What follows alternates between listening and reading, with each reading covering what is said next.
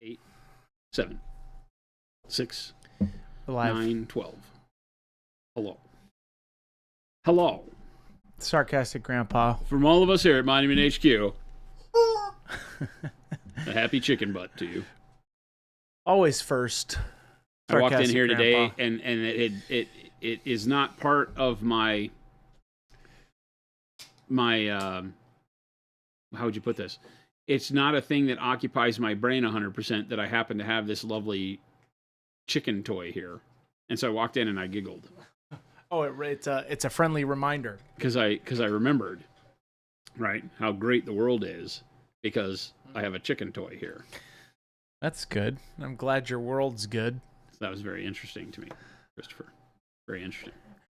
Hoosier, Lumberjack, Mo, Paint Liquor, Vitals. What's going on, everybody? I need to open up my Howdy, y'all. YouTube chat as well.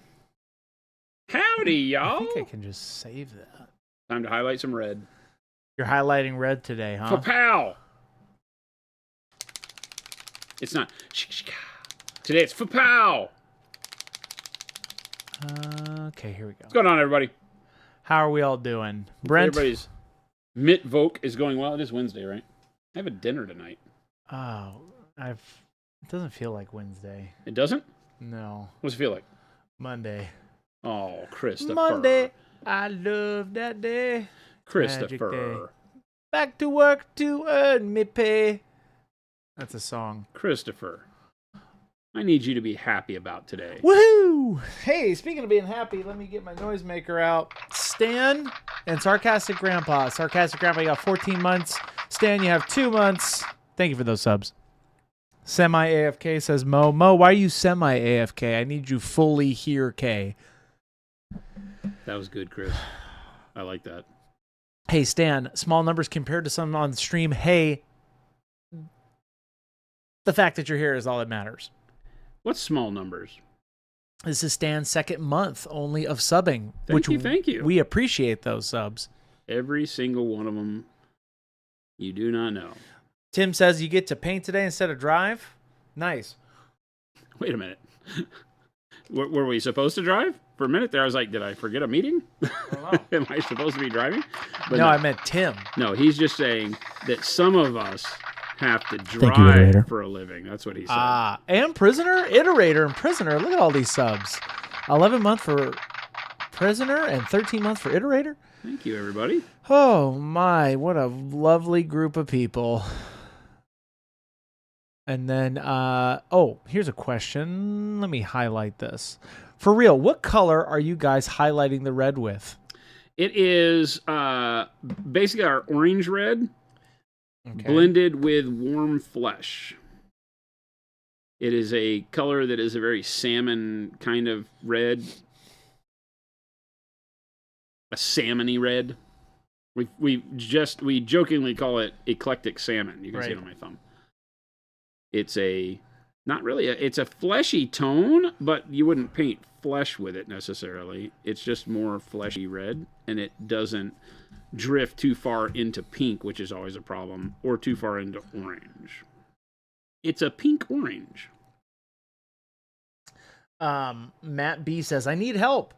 What colors other than green would you use to highlight Dark Angel's green armor?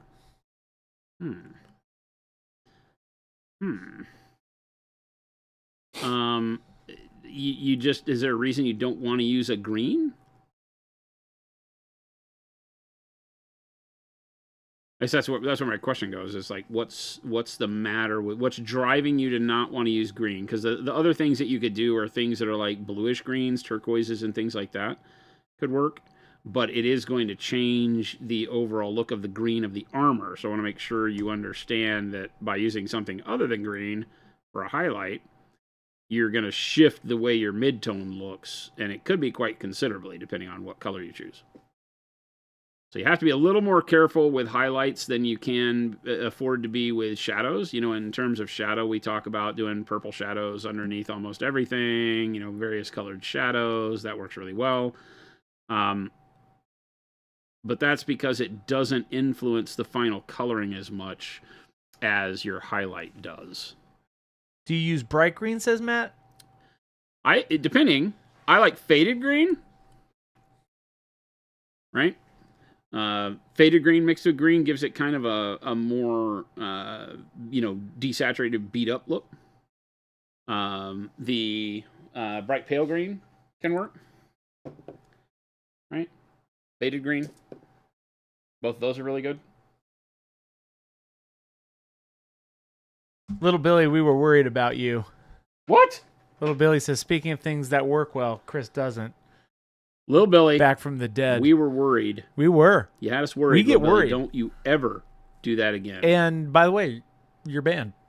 So there you go. Welcome back, and you're fired and banned. Don't you ever do that to us again. Public enemy number 1. Welcome in, Little Billy. Here's a question from Non-Metallic Meatballs. What are your thoughts? That's such a good name. What are your thoughts on more narrative skirmish games like Mordheim or Frostgrave? I love them in concept. I've never been able to be a part of a group that plays it consistently enough to take advantage of all of that. But in concept, I love it. Right? It seems to be the way I would really like to see games treated. It gives you the ability to play them as like a single outing skirmish game, but you could also invest in them a little bit more for the storytelling, a la D&D. And I'm a big fan of that. I do like skirmish games as of late because it's a nice way to just chill out. Yeah, they're kind of good palate cleansers, but they're also just a great way to play games. You can still get the same vibe from playing larger war games, but it doesn't take the investment, both in like the amount of army painting you have to do, which I'm very sensitive to right now. Swifter Since Bear, I'm painting 80 million assault bros. thank you so much for that sub. Danger says, I love a faded green for highlights. Maybe a colored gray y'all have? Maybe a what? A colored gray? Colored gray? Yeah, Danger, what are you talking about?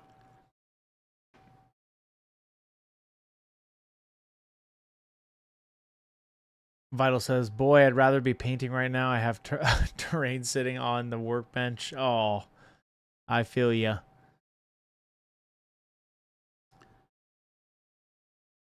It is that time of the day. I have a dinner that Jen and I are going to with some friends tonight. Some business friends. Nice. My business mentor, actually. Oh, cool. And his wife. We're going out to dinner with, so that should be good. Catching That'll be up. fun. I haven't seen him in quite a while. Oh, the stories we will tell. Alton's basically has a question on Amazon. What dictates what's on the Amazon page? Ordering from you directly takes a week. Amazon is next day usually. Looking for the new primers. Amazon soon? Amazon is no faster than ordering from us direct because we do it all the same. It's handled by the exact same people, so that's not possible. If you I think you're talking about Alton. I think you're talking about why aren't we on there with Prime? Maybe you need to clarify your question. Well, you mentioned that ordering from us direct takes longer than Amazon, which isn't true. You may have had an experience where an order at one point in time from us direct took longer than an order you placed on Amazon, but it is not true that Amazon is any faster. It may have been in one situation due to weather, holiday, something else, but no. It's the same fulfillment group. We fulfill all of our Amazon orders right here in the same building that we do your direct web orders. There's no Amazon fulfillment that's different. So I don't know why that would be, but you can order them from wherever. If you were to place an order here and it took a week to get to you, it would have taken a week to get to you on Amazon as well. Sometimes that's beyond our control, just the postal service taking their time being the postal service, you know. Taking their time being the postal service. After a long hiatus, I was able to put some paint on a model yesterday. A slow start, but glad to be painting again. Good on you. Nice. Keep it up.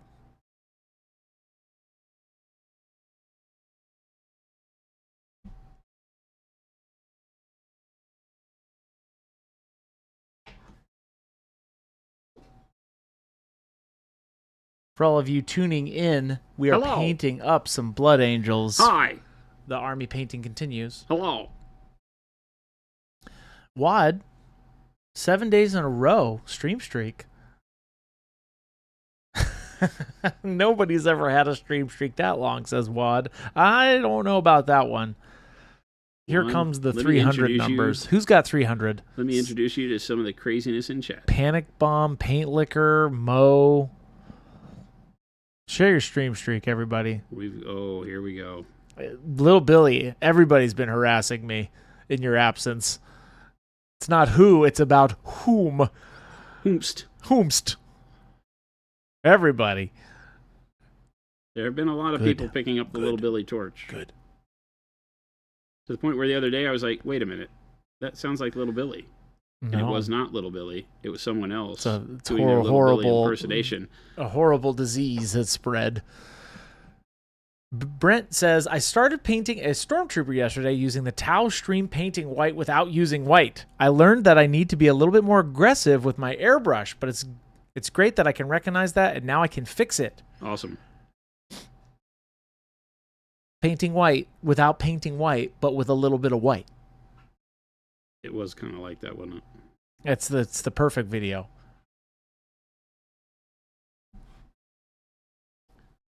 Yeah, who's got like I know you all have stream streaks in the 200s. I know some of you do. Seth is asking, do you guys do Black Friday? Typically, no. We're not a very sales-oriented company when it comes to like specials. We have on occasion done free shipping levels, which we don't normally do. So we would do free shipping on orders over $75, something like that. So it's not out of the question. But we're a company built on the fact that when you need paint, you need paint. You shouldn't have to wait for a sale to get value. And so we keep our pricing valuable all the time is our goal. You have the build your own bundle set active every day where 8 or more paints in your cart gets you 10% off. It's the way I believe on a product like paint where it literally is a consumable. You know, it's like toilet paper. If I had to wait to buy toilet paper when it was on sale, that'd be rough. So we like to keep the pricing good all the time. We've never run a sale on paint, actually. Never.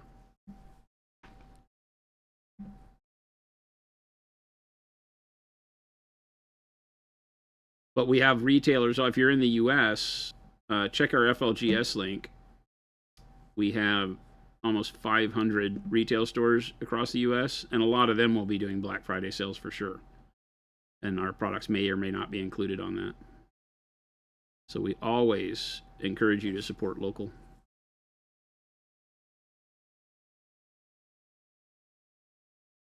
And check with them.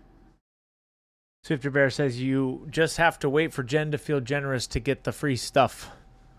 How to be nice about this? I don't want to paint Jen as being not generous, but that's going to take a while.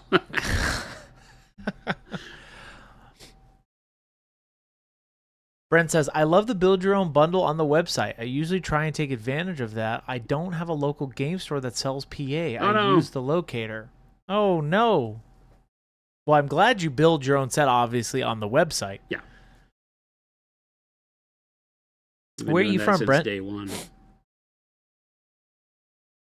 Something I fought for very early on.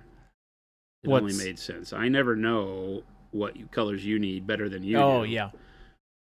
So it was always something I wanted to make sure that we did was let you get your own set of paints that was still going to reap the benefit of the discount that we typically do on sets. We discount our sets like 10%.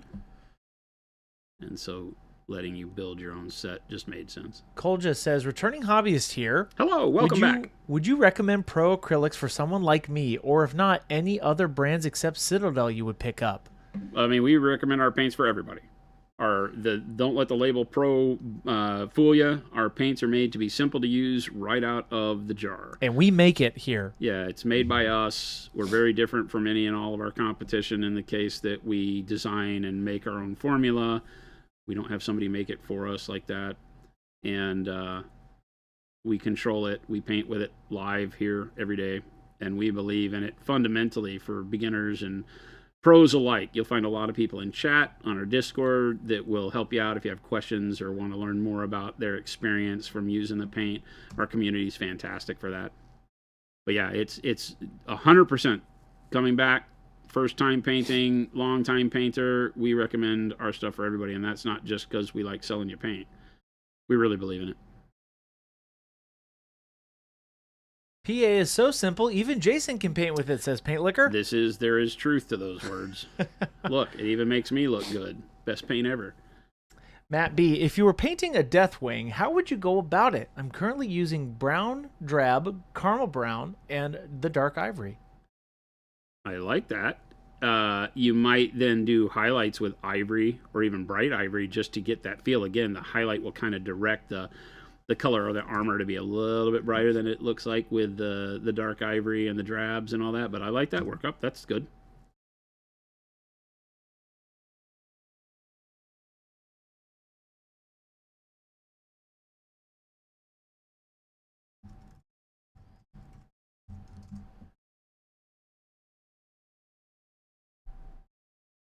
The drab browns are actually a really good way, the more I think about it, to do that kind of distressed white or dirty white that the Deathwing would have. Vital says, what goes into convincing a store to stock your paint? Most of the time they call us because they've had their customers ask for it a lot. So we get a lot of that. And then our sales team calls out and really just sets them up. We do a lot of calls to areas where like a customer may say, hey, I don't have any stores in my area. We track that. We get a lot of that in like our customer service requests. And so we may reach out to a store directly. But it's really simple. They call us up. They say they want to stock the line. We put an order in. They get all the paint. They sell it out. They will reorder it and repeat as necessary. Our other stores typically reach out to, stores like when we go to Gamma, which is like the only trade show our industry really has. We go to Gamma and there'll be a dealer standing at our booth, and another prospective dealer will show up and be like, so tell me why I need to carry your paints. And we literally don't have to talk because the other dealer that already deals with us there starts going off. And you usually encourage something like, do you like great paint and making money? Then buy Protocol. And everybody comes back and is very thankful that they pick up the line. That Tri-Cat, thank you so much for that sub. Thanks for the 4 months of entertainment. Absolutely. That's what we're here for. Hanging out with us. Means the world. Hang out with us goofballs. Watching paint dry. Dale Duback, thank you for that sub. We appreciate it.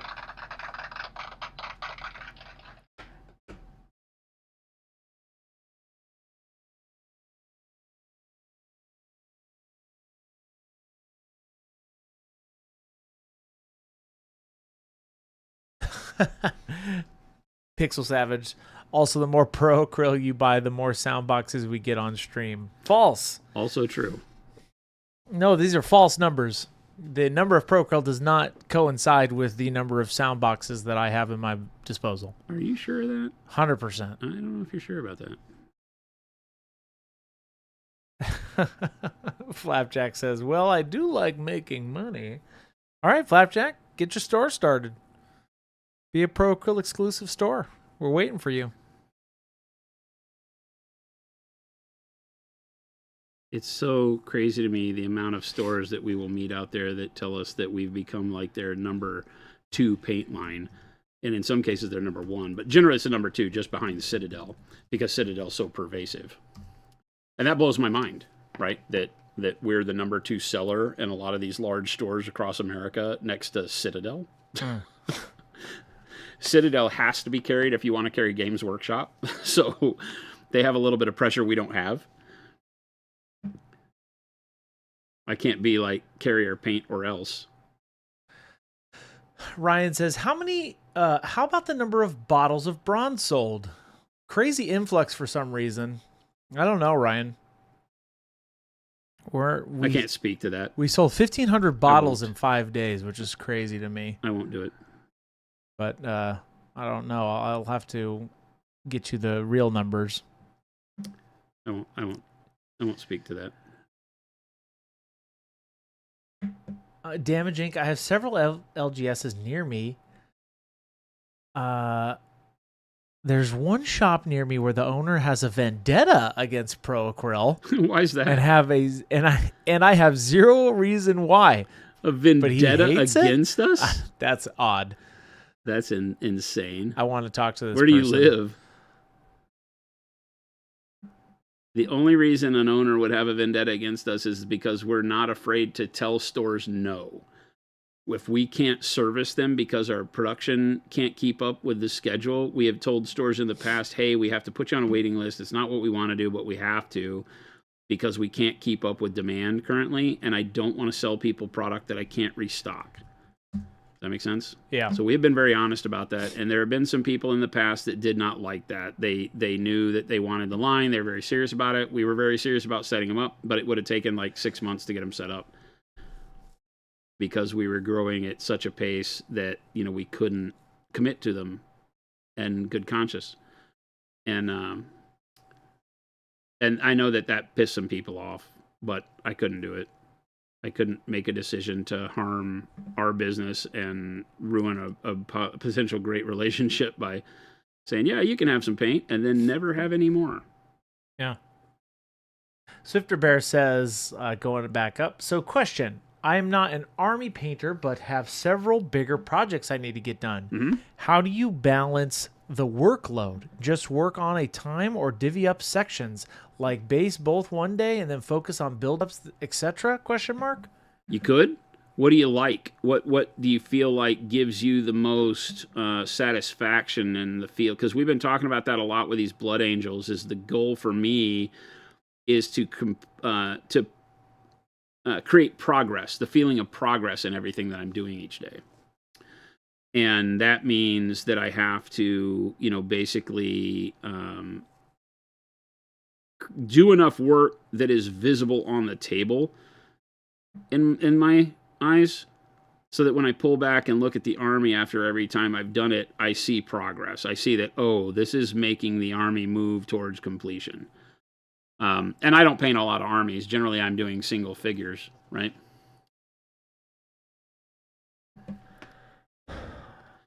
But I think it really is that there's an answer for everybody, and it might be different for you than it is for me.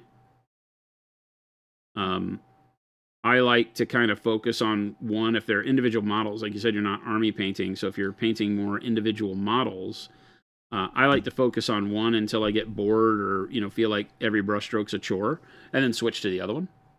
That works really well. That Chai Cat says, picked up some texture trainers and some display models I've never thought I'd feel good enough to paint at LVO. Your advice and streams have really helped me feel more confident and take more joy in painting. Fantastic. That's why we're here. That is literally why we're here. Fantastic. Glad to hear it. Thank you for that. Fenchi says, how do you understand where light would hit a model? First time chat. I don't know how to pronounce your name, but welcome in.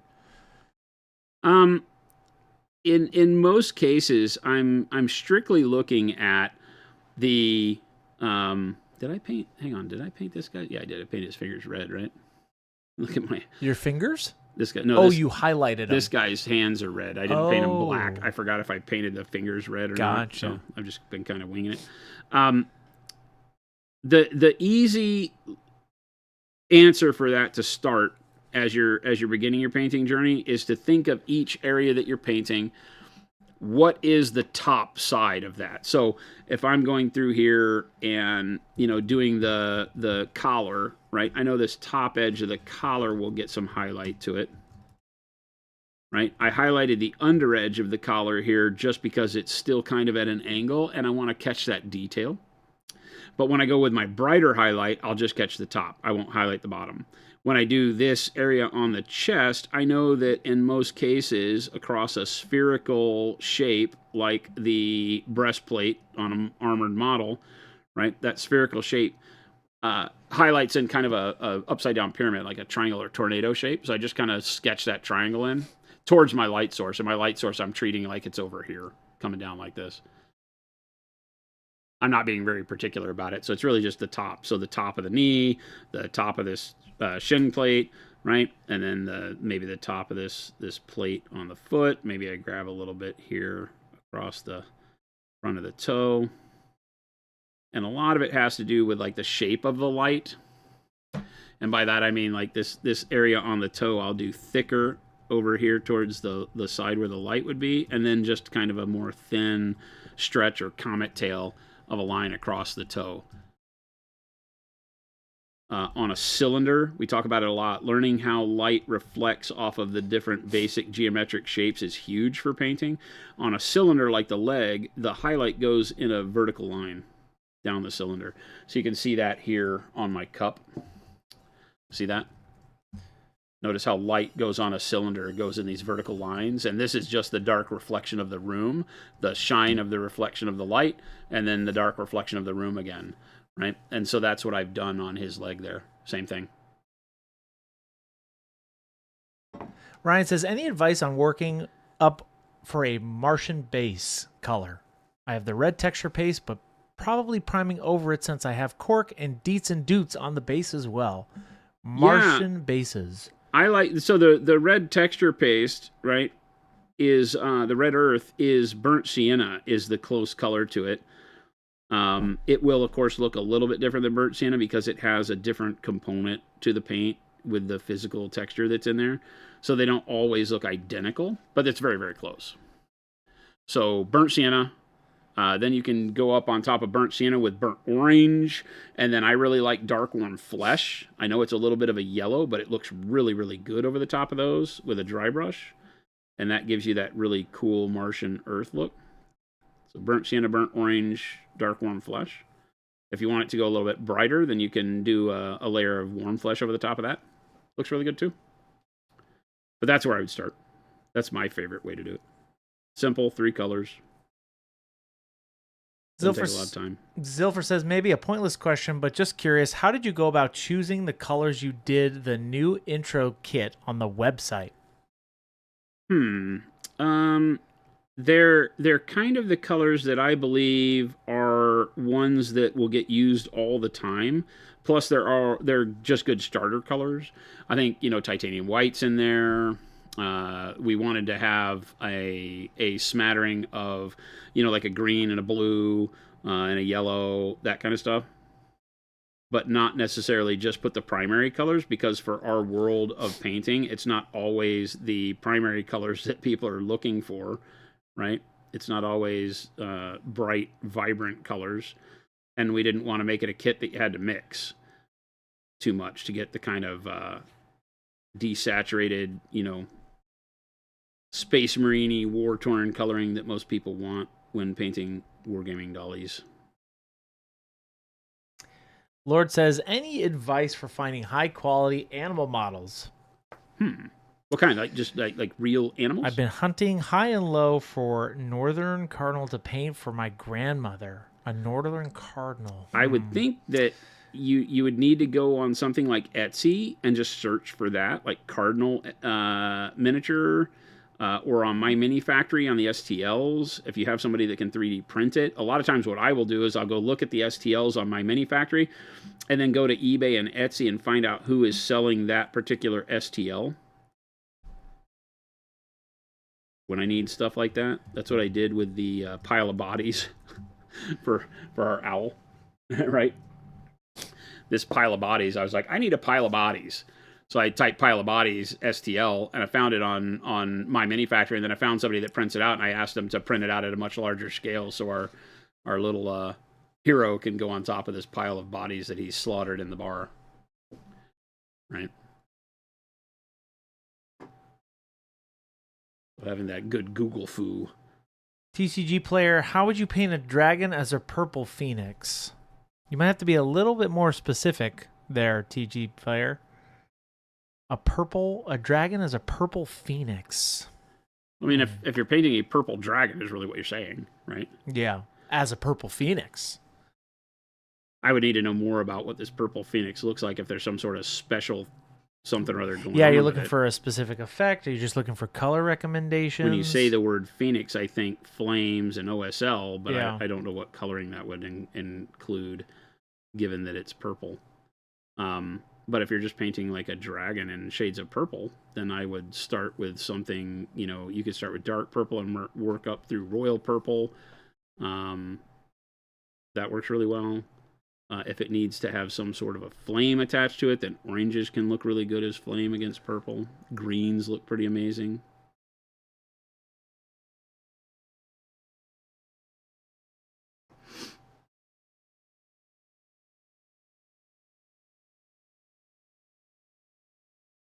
Papa Chicken says, Jason, what do you... Christopher, What's that?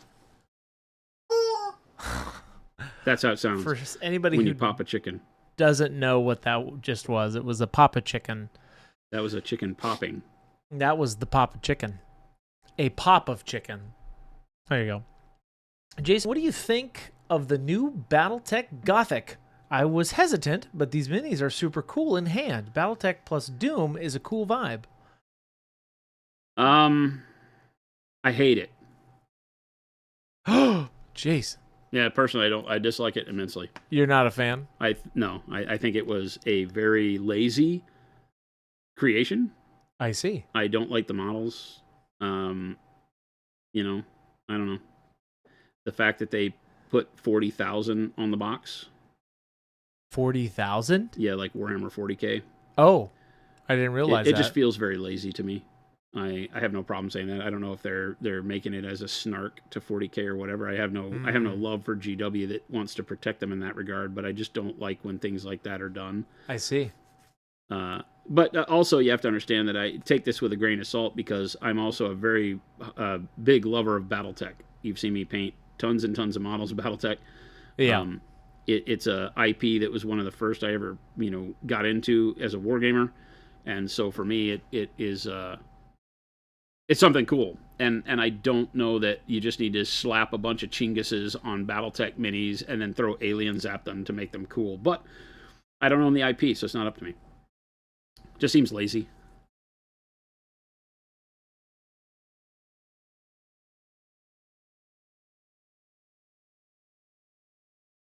That's my hobbyist. That's what you get from me because I'm just you guys. I have a love of my hobby. So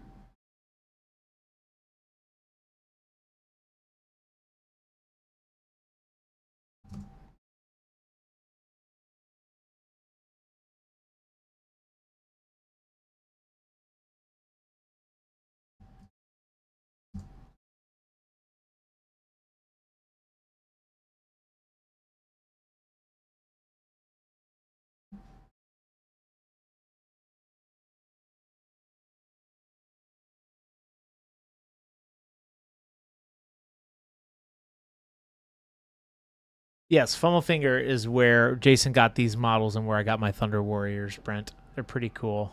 yeah, they're very cool.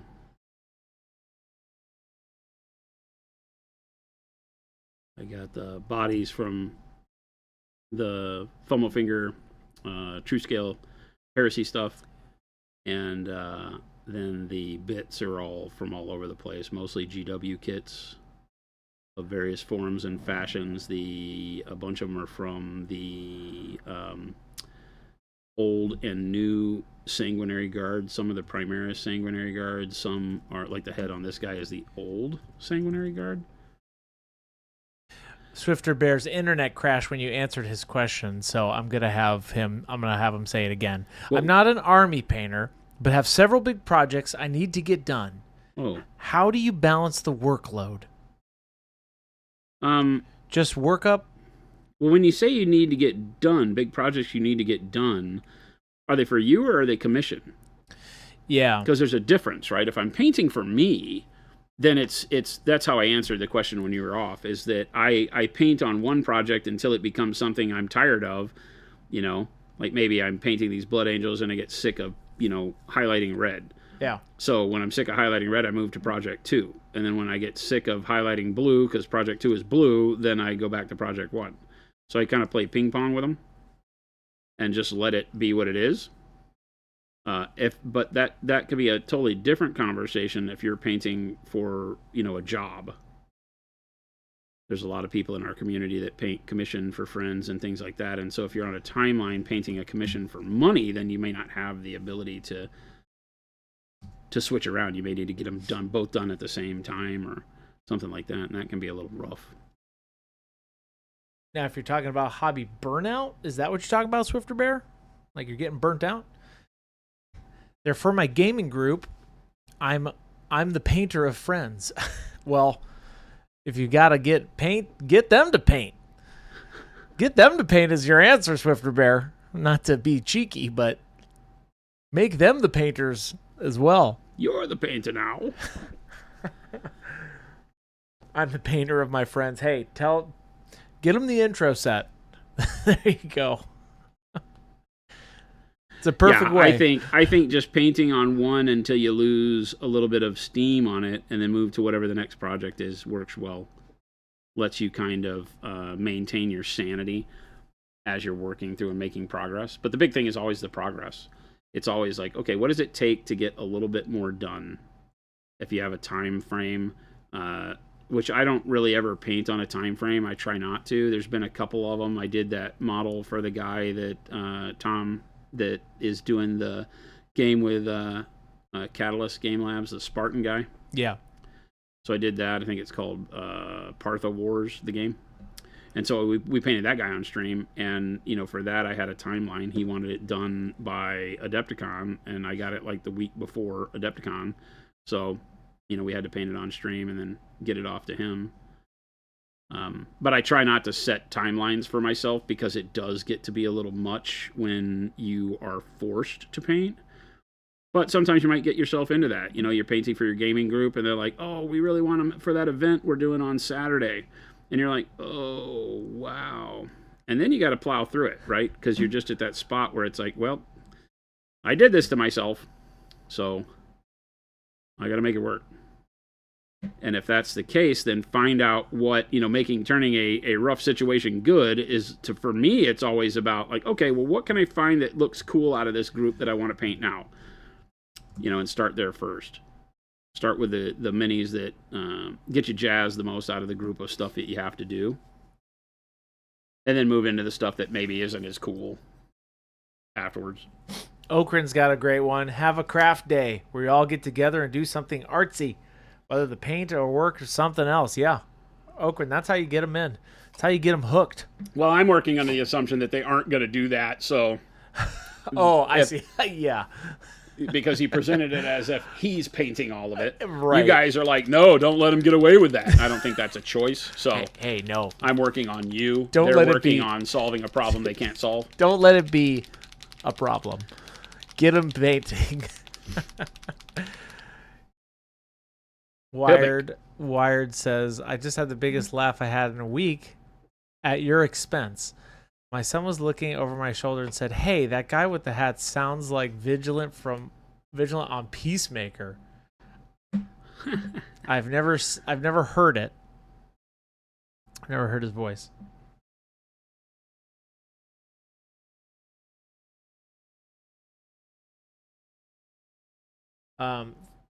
Is there any advice you give to people who work with a generally small space? Fake Nay, Fake Nay. Gotcha, thank you. Fake Nay says, is there any advice you give to people who work with a general small space?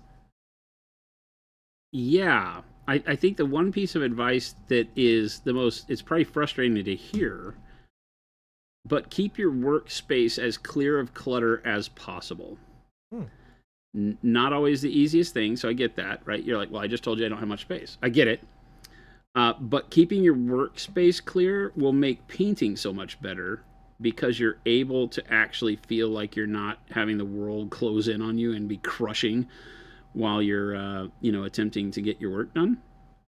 So even if that means, keeping your paint in a shoebox and setting the shoebox on the floor and reaching down and grabbing your paint every time you need it, I think that's better than having your work area clogged. I know I particularly, when I used to set the paint, you can see right now in the palette cam that all the paint is sitting on the palette, right?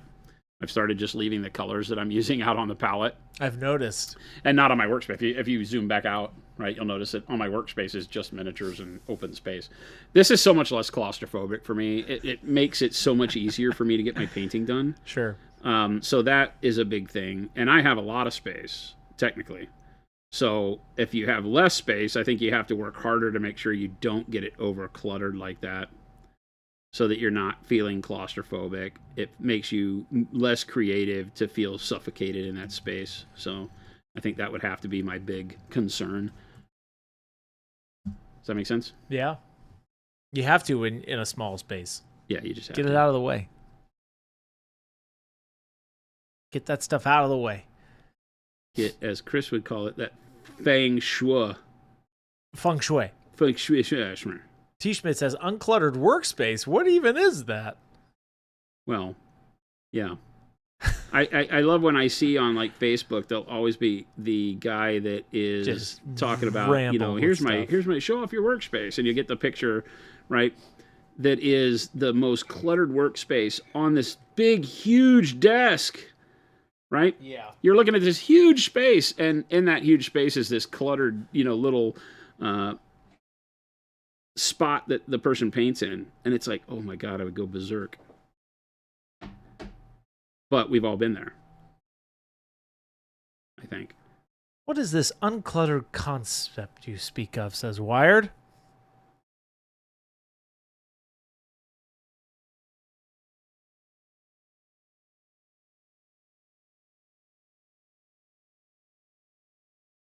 Alberto, hello from Mexico. What's going on, man? Hello. Hello, hello.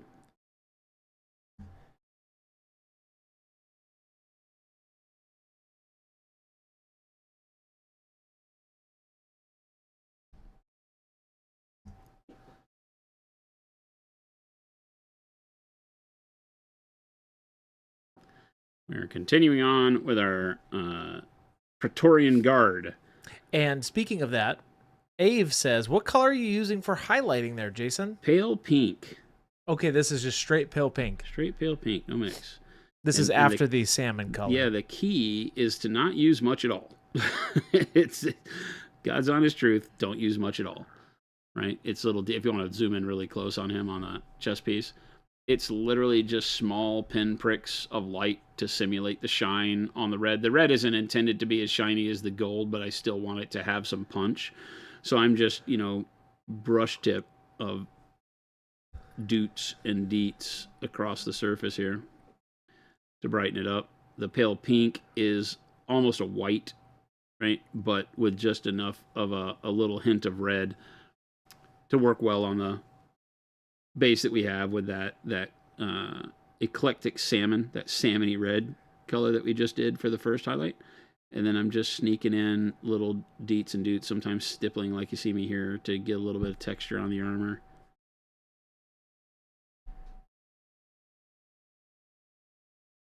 And you'll notice what I do there is I kind of do, in that case, stippling. The paint is not super thin, but it's thin enough to not be ultra opaque in one stab here. So you put little dots along the edge here, and then load up more dots here in the middle, more dots. And it gives me that blend.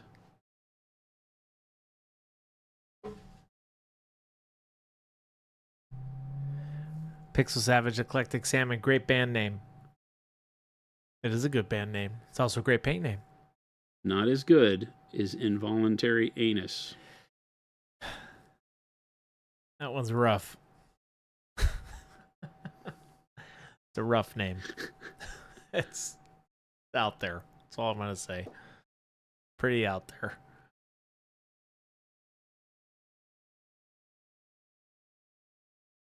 I had a friend, and that's all he ever wanted the band to be called. Are you guys still friends? No. Oh.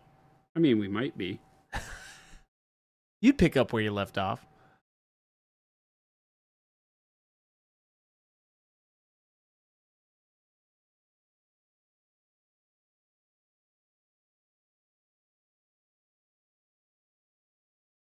Is Involuntary Anus Jason's second fallback if the BBQ noodles don't work out? Yeah. Oh, wait, whoa. BBQ noodles? November.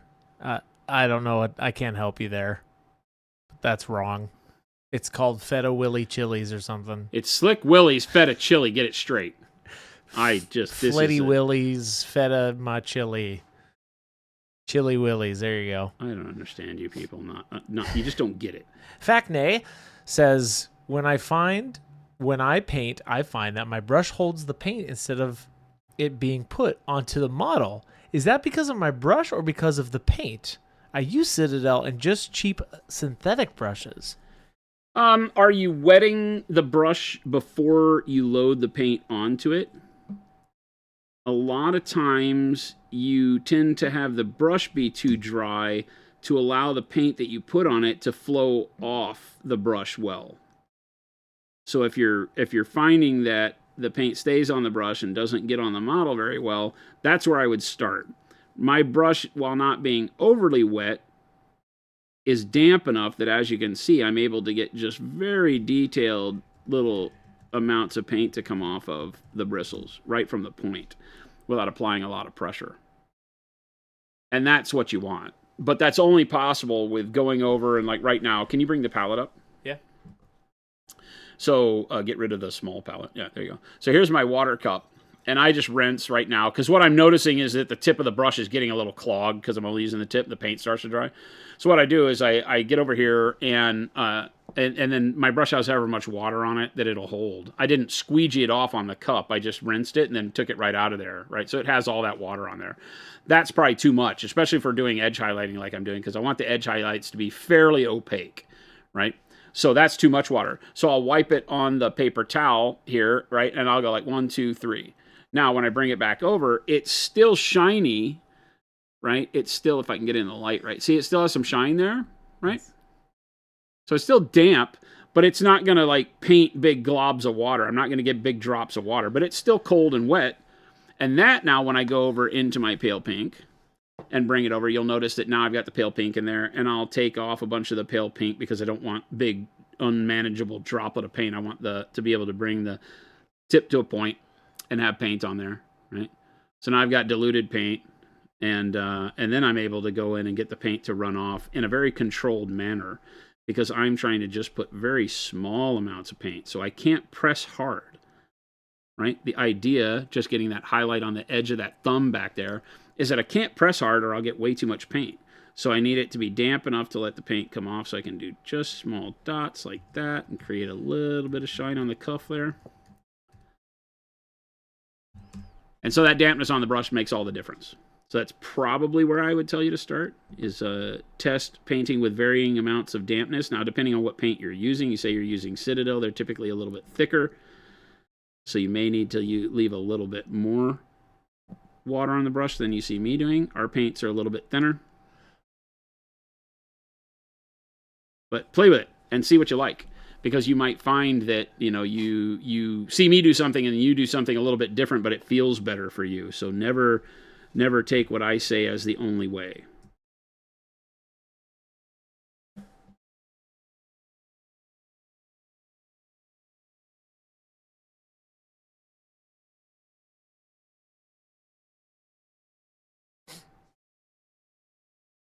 The Pixel Savage says, also the environmental conditions play a large role. If you paint in a warm and dry environment, paint dries so much faster on your brush. Doesn't get any warmer and drier than where we're at. And we get pretty good longevity out of it. But yes, the more you may need to leave your brush a little damper if you're in a climate like we are here in Arizona. Faux show.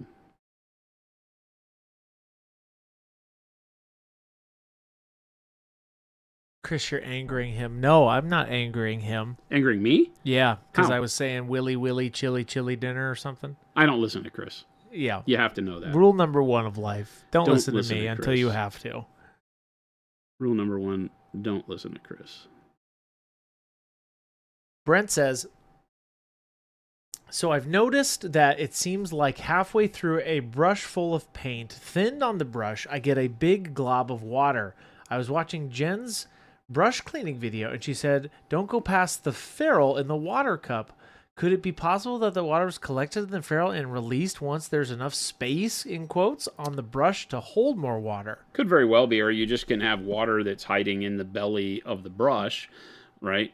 And you're not wiping it off hard enough. I wipe it pretty hard on the paper towel to flex the bristles, because the bristles will stay wet, just like your hair. Think about your hair when you get out of the shower. You can wipe it with the towel pretty hard, and it gets it somewhat dry, but your hair's still wet. It doesn't get totally dry the first time you wipe it. So, you know, maybe be more aggressive. Maybe there's more moisture in the belly of the brush, and then you put paint in, it locks that moisture in, and then when that paint starts flowing off, then it starts being just water.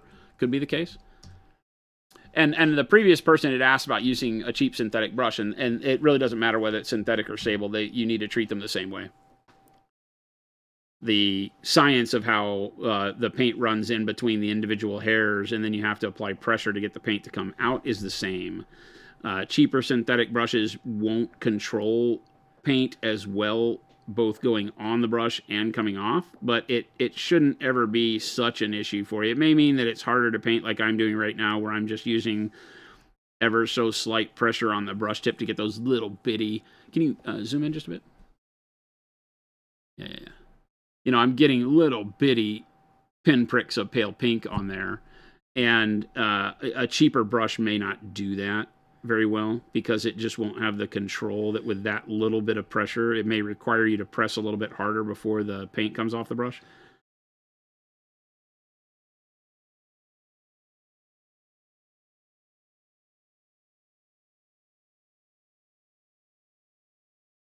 Oh, well. Little Billy, gone for nearly 2 months. Chris still can't do his job properly. That's true.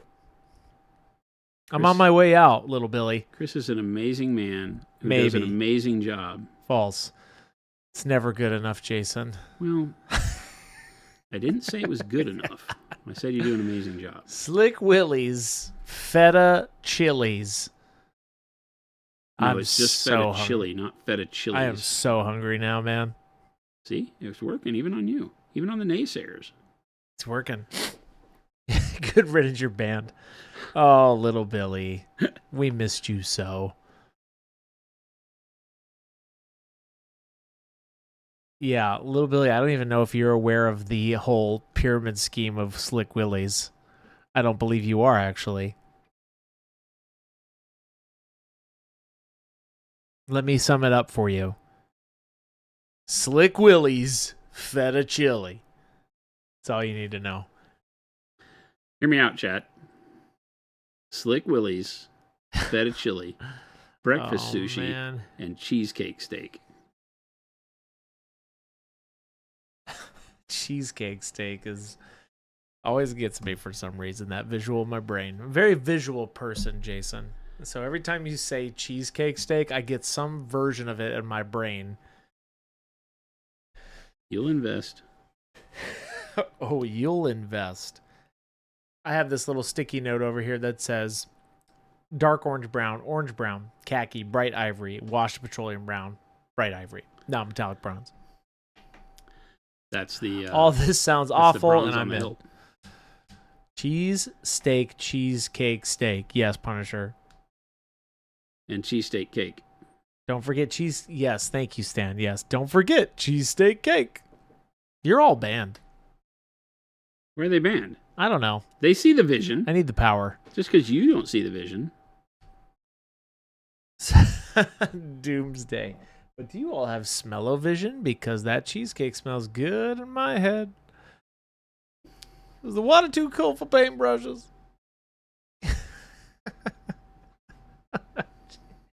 Jason, would you consider mango chutney to the menu? I don't even know what that is. What does this say, Jason? Chutney? Chutney? What is mango chutney? What's chutney? There is a feta chili with mango chutney. What's chutney? Uncultured, chat. I am, I guess. Watch me. Mango chutney. Immediately you go to that voice? Hey, right? Is it Indian? Yeah. Okay, well. Mango chutney. What is this? It looks like baby food.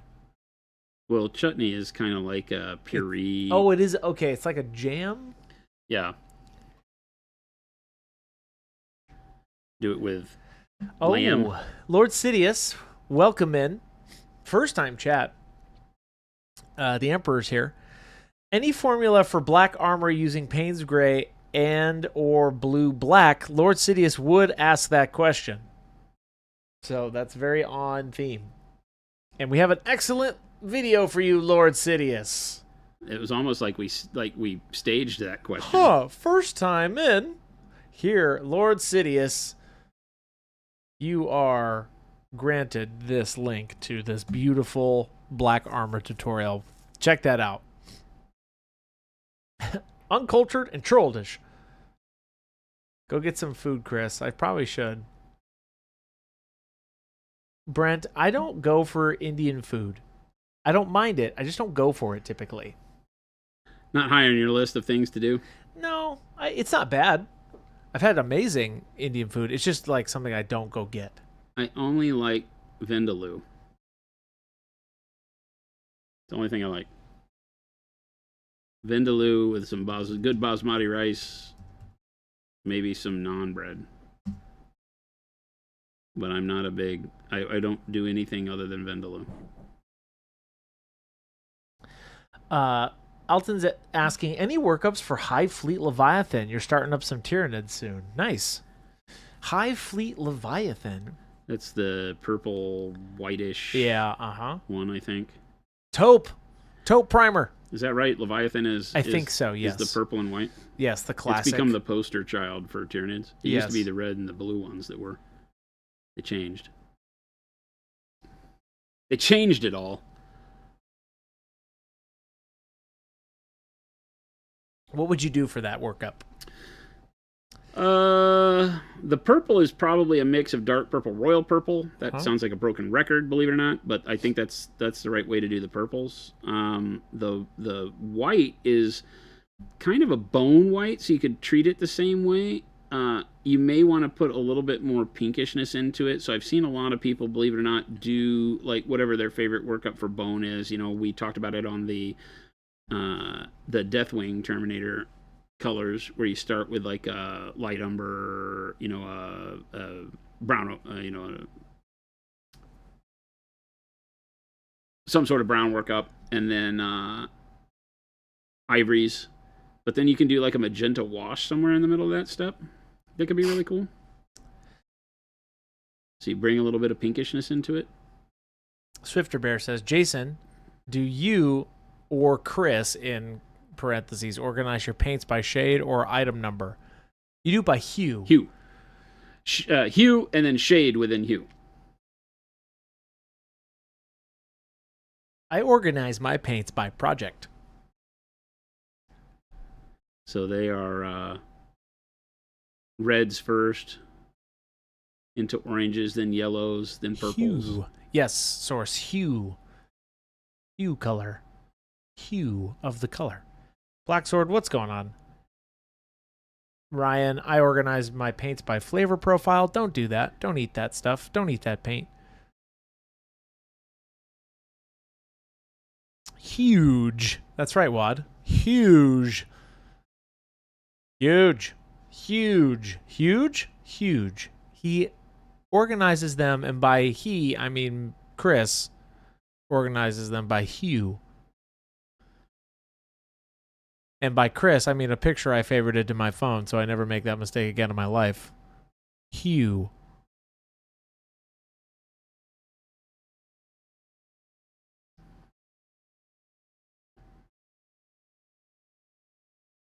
Yeah, I don't organize my paints. Maybe that makes me maybe I'm missing out. I just have them in front of me at all times. I mean, whatever makes it easy to find, right? Whatever floats your boat, man. That's what I always say.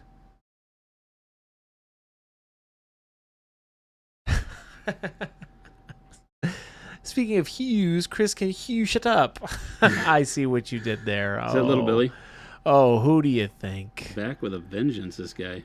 Are they expert acrylics for experts? Yes, 100%. No noobs allowed.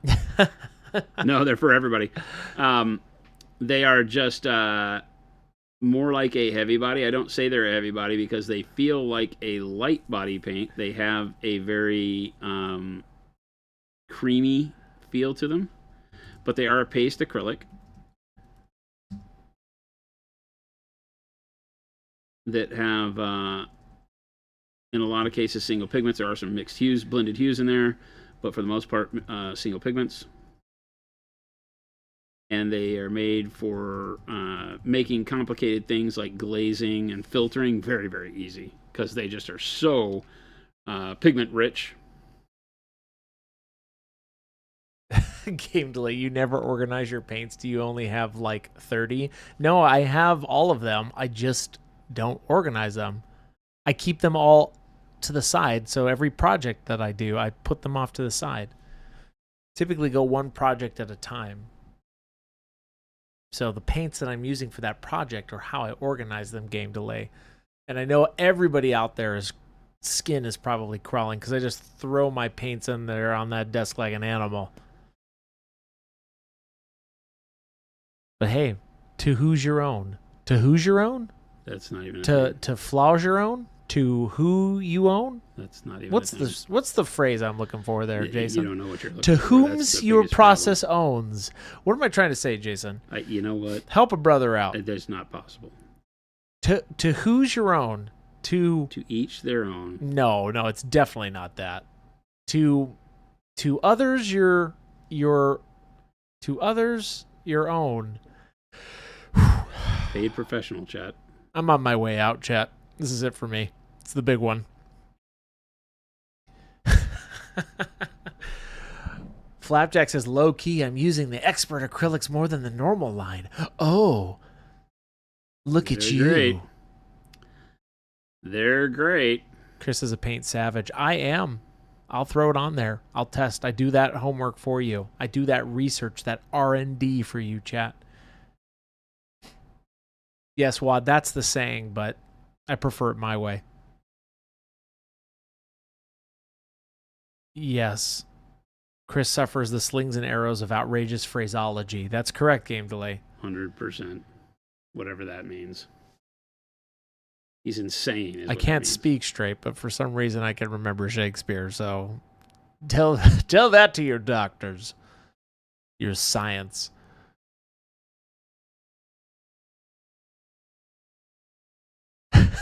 People that don't organize their paints are on the verge of becoming serial killers. 100%. Who says I'm on the verge? He's already told us. I have everything. killed. He's confessed everything except where the bodies are. I have killed and will kill again. Yep, see? There you go, Chan. This is a Dateline episode waiting to happen. No, I'm Any definitely... day I expect that there's a big knock on the door, and I'm like, yeah, what do you want? And it's like, you? Mr. Crazy, Officer Jordan. Tonight at 8, only on CBS. He was such a nice guy. No, that's not what they say about you. No, that's what they do. They do. That's every Dateline. Always lit up a room and was such a nice person. Really lit up a room. You never want to light up a room, chat. One thing I've learned. He was such a soft, gentle soul. He's a good neighbor. I never thought that we'd have him on the news having slaughtered all those people. Flapjack. Chris is actually really impressed with me, and he wishes he was as tall as I am. That's true. Flapjack didn't realize how tall you'd be in IRL. Isn't Flapjack like 8 feet tall? I think so. Yeah. 9 feet? 8 or 9 feet tall. Very David and Goliath style thing going on. Yeah. Little Billy, actually the only thing Chris can kill is the vibe. Wow, Little Billy. I am creator of vibe. Chris has missed you. I take full offense to that. And offense, not the fence that surrounds the building, just offense, offense, not a fence. Yeah, because here we were all thinking you took offense. Oh, 100%. That's why I clarified. Totally. Jason. I was like, Chris, what are you going to do with that fence? I'm going to put it around my land. Get out.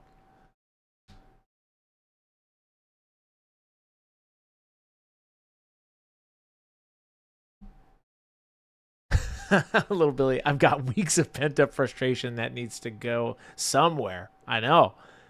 What happened to you? Little Billy said he had a rough couple months. We don't know what that means, but Little Billy, I'm glad you're back. We're happy that you're here. We're really happy that you're back. We were worried about you. We were just asking the other day, who's seen Little... We do that. Yeah. When we don't care. When we don't see community members, Jason and I, we take note. We care. Get off my swamp, Chris, probably, says Tadpole. That's me. Anti-me. Gabe DeLay says, he says feng shui correctly, then lets his paints mingle like teens at a school dance. Oh, yes. I have a very clean home that you would all be proud of. Very organized, except for my hobby paint scheme. When he's watching my house next week, I'm hoping he brings some of that feng shui to my house. You want me to decorate your house? Oh yeah. Oh yeah, I'm ready. I assume as someone stops coming in here, Chris did it. No, Sugar Rush.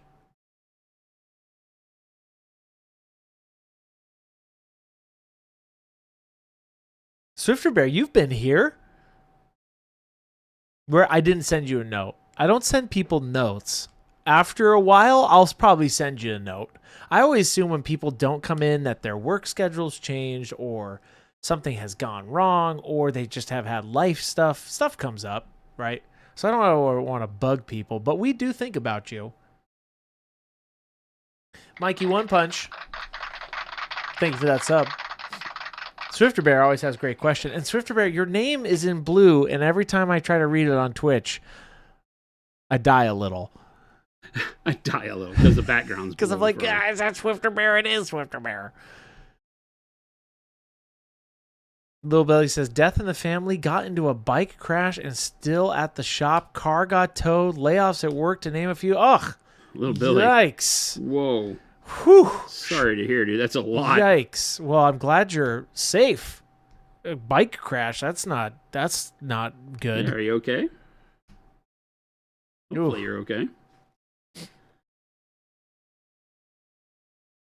There you go. Red. Slowly climbing out of the hole. Little Billy, that's the way. Good for you, man. We're glad you're here. And we're glad you're all here because speaking of being here. What? I tried, chat. Heck with that guy. I pitched it to him. Heck with that guy. I'm so happy for you. One guy's done. Yeah. 1 second. It's great. He looks pretty good, Jason. It's great. Right? Now, are you considering that guy done? No, maybe. Not really. Need a base. Want to finish paint the base? Or me? paint the base? I won't do it. Well, I didn't ask you to do it. I won't do it. I'm not going to let you paint my models. I won't do it, Jason. I know you won't because I won't let you. I know you want me to. But I won't do it. The one, the only. Both titanium white. Both titanium white. Chris, why do you do all those things to him? CJ, is that a legit question, Thank you or for are you asking. trolling me? Because Thank you for caring. CJ, you've got some good one-liners lately, and I think that's a troll, but I do it to keep him on his toes. So I do this typically because, like, how a athlete will put on a weighted vest. Essentially, I'm Jason's weighted vest. Because while he is working out and practicing and painting, he has to have a little bit resistance to it, you know? I'm making him stronger. You see, as I twiddle my sound box in my hand like a villain. Wouldn't you agree, Jason? Plus, he doesn't really hear me. And by hear me, it's voluntary listening is what my mother would call it. That hit the nail on the head. Oh, CJ said I'm trolling you. Hey, that's why I'm here. The punching bag. And I'm a big one because I can take it until I go home and drink myself to sleep. But, did you tomato. say you're a punching bag? I would say that. I am here's what I am. I am the beautiful wall that stands between chat and Jason, going back to metaphors. And I will take the catapults, the slings, the arrows to protect Jason's sanctity of stream. Most of this is just to get that face from Jason, 100%. What is he even talking about? Does anybody know what he's talking about? I do. X up in chat if you have any idea what Chris is talking about. Let me do that. And really if you quick. X up in chat, I need you to then explain to me what it is you think Chris is doing. Game delay. Chris is the weighted blanket that keeps Jason grounded. Not smothering him, thank you very much.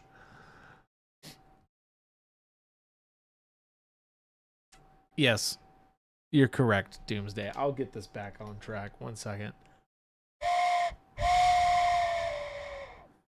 I like that. We're painting Blood Angels, and by we, I mean Jason, and by Jason, I mean Jason. Painting up this Blood Angels army. It's looking pretty good, Jason.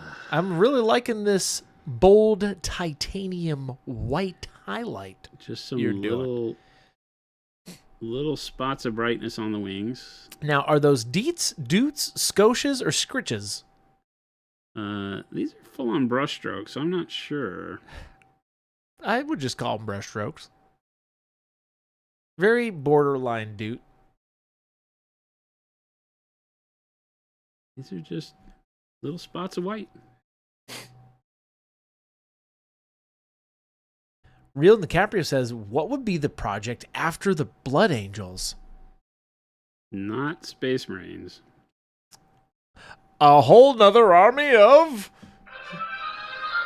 Blood Angels. Chat, we're doing it again. Round 2. I won't do it. I can't. Oh, but it'll be a glorious day, chat, when you get to see it. We'll have a big giveaway. How about that, Jason? We'll do what? We're going to do a big giveaway when you finish this army. Of what? The army? No. Can you imagine? No, I mean, I know I can't. Your whole point is because you want this.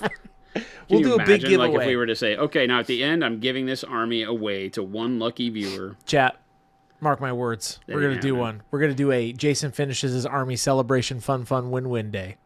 There you go. Get ready. So you need to keep tuning in to get Jason to get his stuff together and get this army done.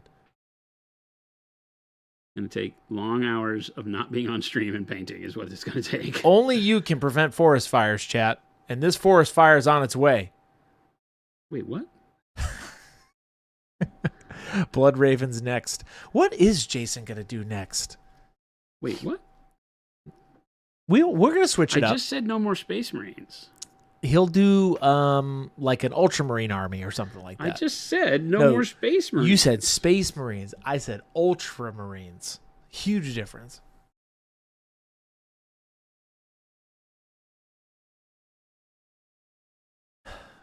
Costa says, does Jason have any orcs painted like around to show? I'd like to see his style applied on those.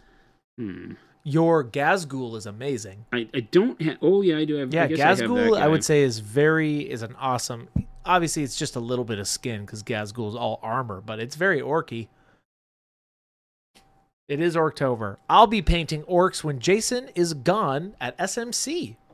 Next week. Philip and I are going to be here doing some orking workups. Awesome. Because Jordan is going to be at TwitchCon. Gabe is going to be in Spiel. No, Gabe won't be in Spiel yet. Not next week, no. Gabe's at Spiel when I'm back. No, Jason, can you pronounce that one more time? Spiel. It's Spiel. Jason. Any chance some World War II stuff, maybe some bolt action models? I was thinking about that. I have my early war Germans I need to paint. Jason could probably say that about a lot of things, though. Yeah, I have a lot of things I need Jason to paint. saying, oh, I have this blank that I could probably paint up. You could probably fit a lot of things in that blank. You know what I want to paint next? What's that? I want to paint that Imperator Titan that I have. Interesting. That The Legio Titanicus Imperator that we have that's like as big as, it's like 18 inches tall. Who's going to build that? Because you want me to paint something big. I do. You are. I will not build that. You are. I will walk out that door. You are building it. I can't and I won't. Philip! Call in the Philip. Philip will paint it. Ryan says, how big is your pile of shame / opportunity, Jason? I don't know if we would designate it as a pile rather than a storage room. It's a room. Your pile of storage, your storage room of opportunity. My room of shame, and it's actually much bigger than just one room. It's spread like a virus. It's a lot, chat. It's a lot. Let's just say Jason has a paint project for the rest of his life. Oh yeah, and I'm still buying models, so there's a problem. Yes, it's yeah. I am just you. What? On the other side of this screen. That's right. I have the same issues that we all have. Is it an issue or is it just fun? I'm going with the fun part. Oh yeah. Well, let's try to justify it as best as possible. It is fun. I'm the same way. I don't have a problem. Hey, you have a problem. I don't have a problem. Do you have a problem? We don't have problems. Everybody who says it's a problem doesn't understand yet. That's it. That's the only difference. You just don't understand. I am completely in control. I can stop whenever I want. Stan says, does it count as a gray pile of shame if it's built and primed black? No, I feel like you're out of that stage. If it's built and primed, you are halfway done in my mind. Right? Yeah. I think so. I'm not halfway, but... Dude, and then once you put that base layer on, then I feel like you're done. Everything else is just the cherry on top. I think halfway is given a little too much credit. Wired says, have an issue? Grab a tissue. Thank you so much for that, Wired. You're hired. You want a job, Wired? You're ready. Spokesperson. What? Got a tissue? No, got a tissue. You said got an issue. I just said that backwards. Thank you, dyslexia. Here is my tissue for your issue. I know what you're doing there.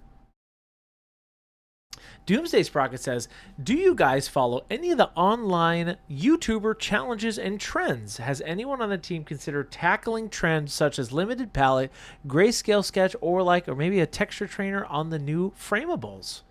We don't really follow trends here. Doomsday? We do all of that stuff, though. We do. Here's what we typically do this on a daily basis. We have our Discord challenges. We've been doing this stuff for 10 years. But you're talking about the the very trendy challenge things on YouTube. Is that what you're talking about, Doomsday? I don't understand. Yeah, we don't typically do the trendy clickbaity things.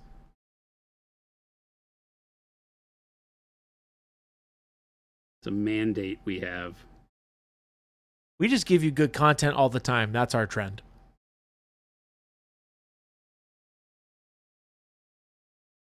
But no, Doomsday, if you would, no, we don't do any of those. Doomsday.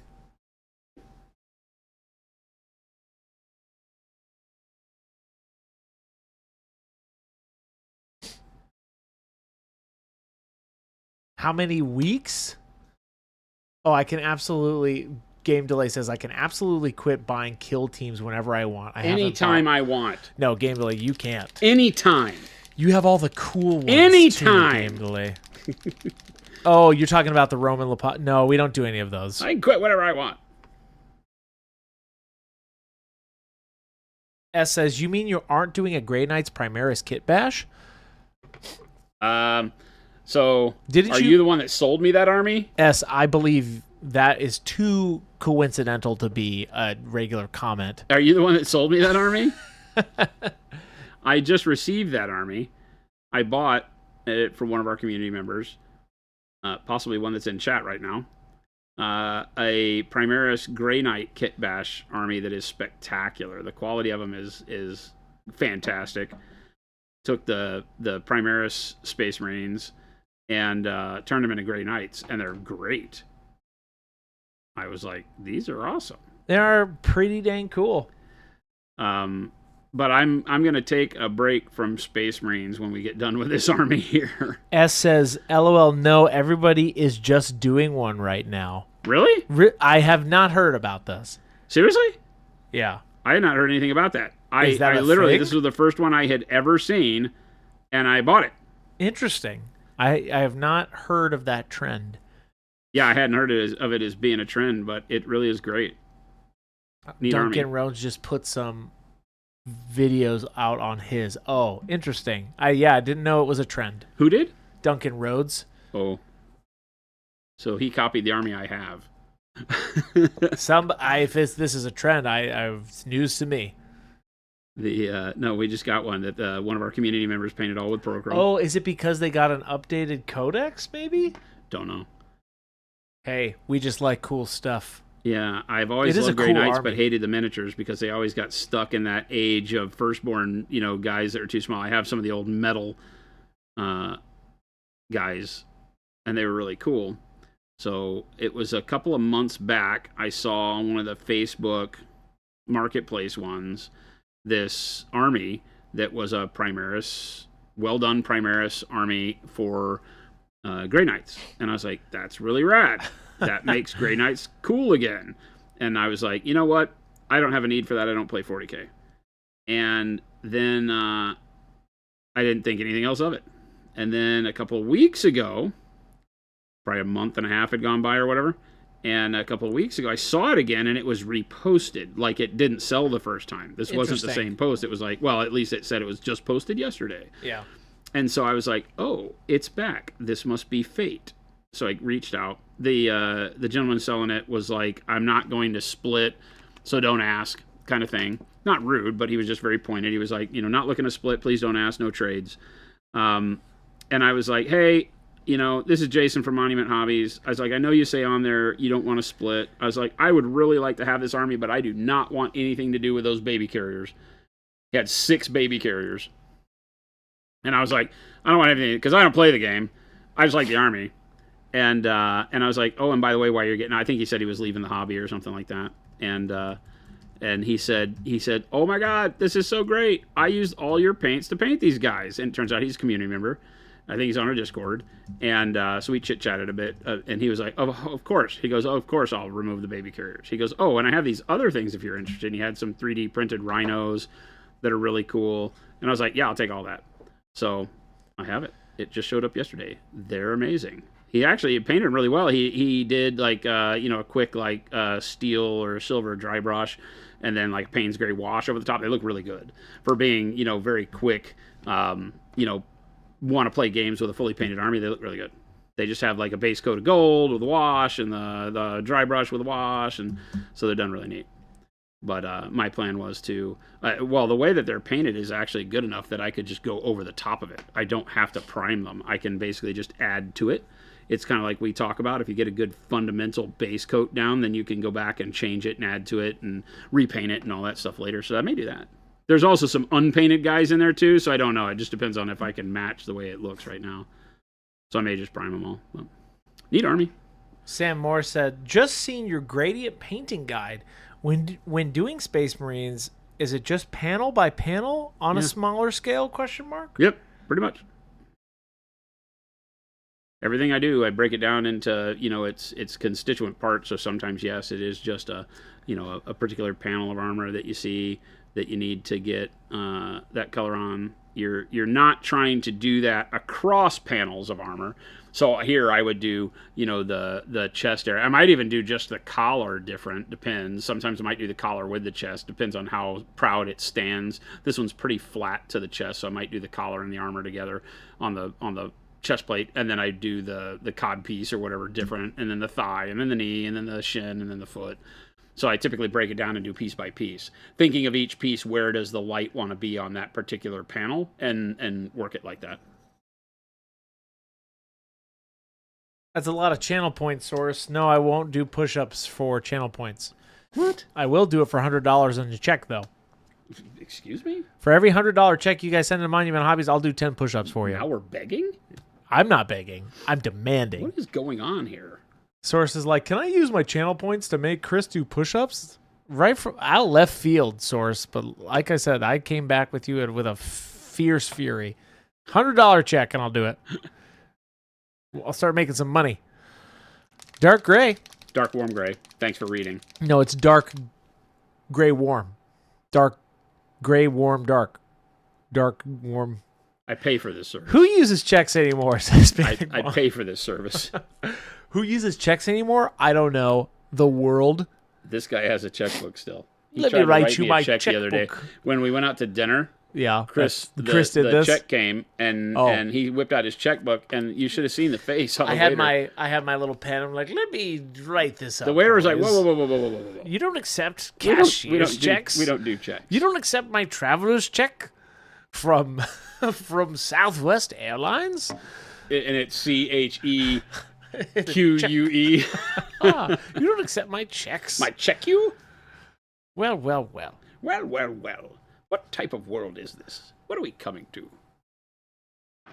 Yeah, I don't know I don't know. So you guys are naming all these trends that I have no idea about.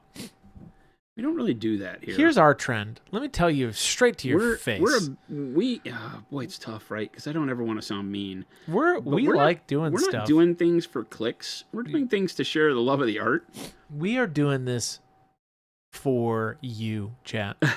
That's right. That's our trend is chat. No, we don't do any of that stuff. We just bait. We're bitter vets. Bitter vets. We're just bitter vets. Paint. Do I accept sushi points? No. I give them. We keep asking the Mexican restaurant we go to if they take sushi points. They haven't said yes yet, but No. I'm working them. We're working on it. We're getting there. I did get another coupon from there. Without me? No, I haven't spent it yet. Oh, okay. When are we going? I don't know, man.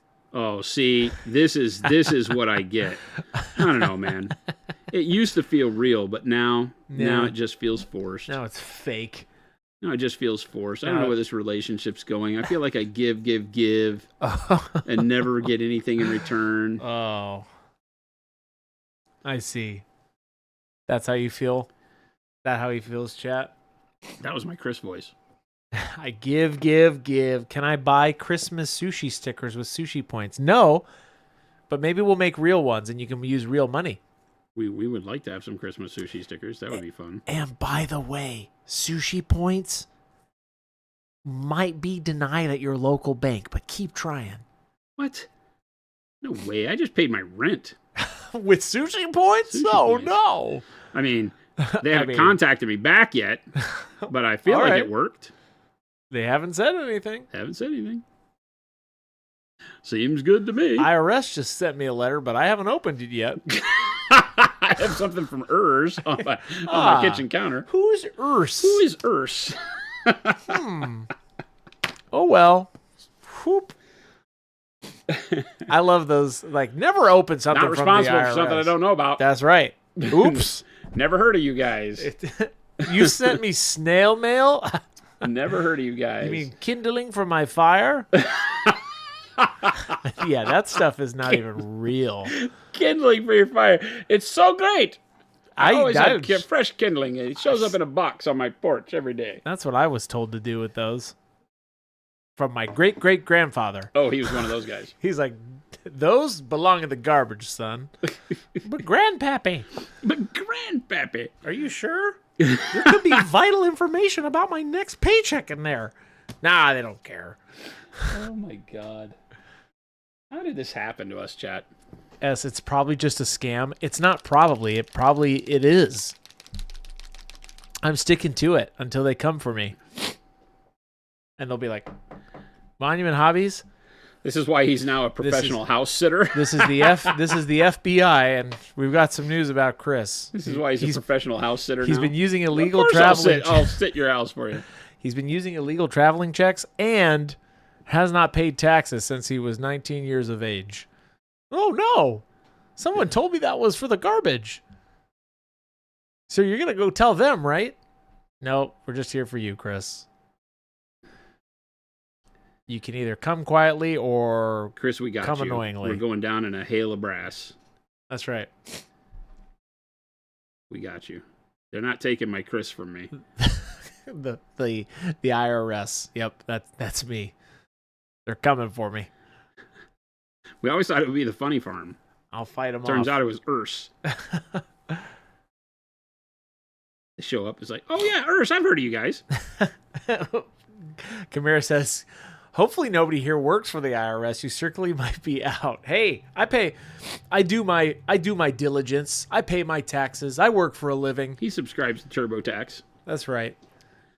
No free pub, Oh, especially sorry. not for them. Sorry, I don't want to give any free pub to the Sorry, tax no free collector. pub for TurboTax. QuickBooks TurboTax. No, we love paying taxes. It's such a great thing.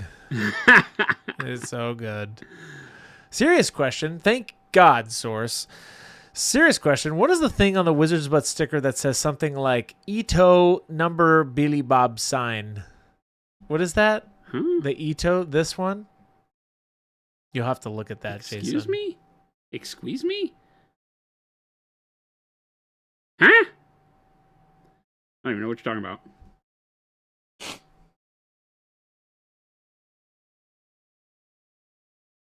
No idea what you're talking about. On the label? Where? Nothing like that here. What are you talking about? What are you talking about?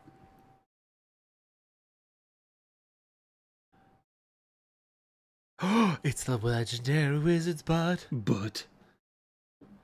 Daddy said butt on stream. On the sticker. Oh, on the sticker. Like not the label, the sticker. I don't know. Oh, I think it's just a magic rune. Yeah. Yeah, it's supposed to be like a magic wizard's rune or something. It probably calls forth demons if you can actually pronounce it. So don't do that. That's right, Brent. MPA butt. Whoa, I didn't know there was this kind of stream. Hey. But You can pry my Chris from my cold, dead hands. 100%. You're not taking my Chris. Oh, I'll die right now. Hail of brass. If the IRS comes for me, I will fight to the death. It'll be my last stand. Hail of brass. We're doing it. I'll go down in history.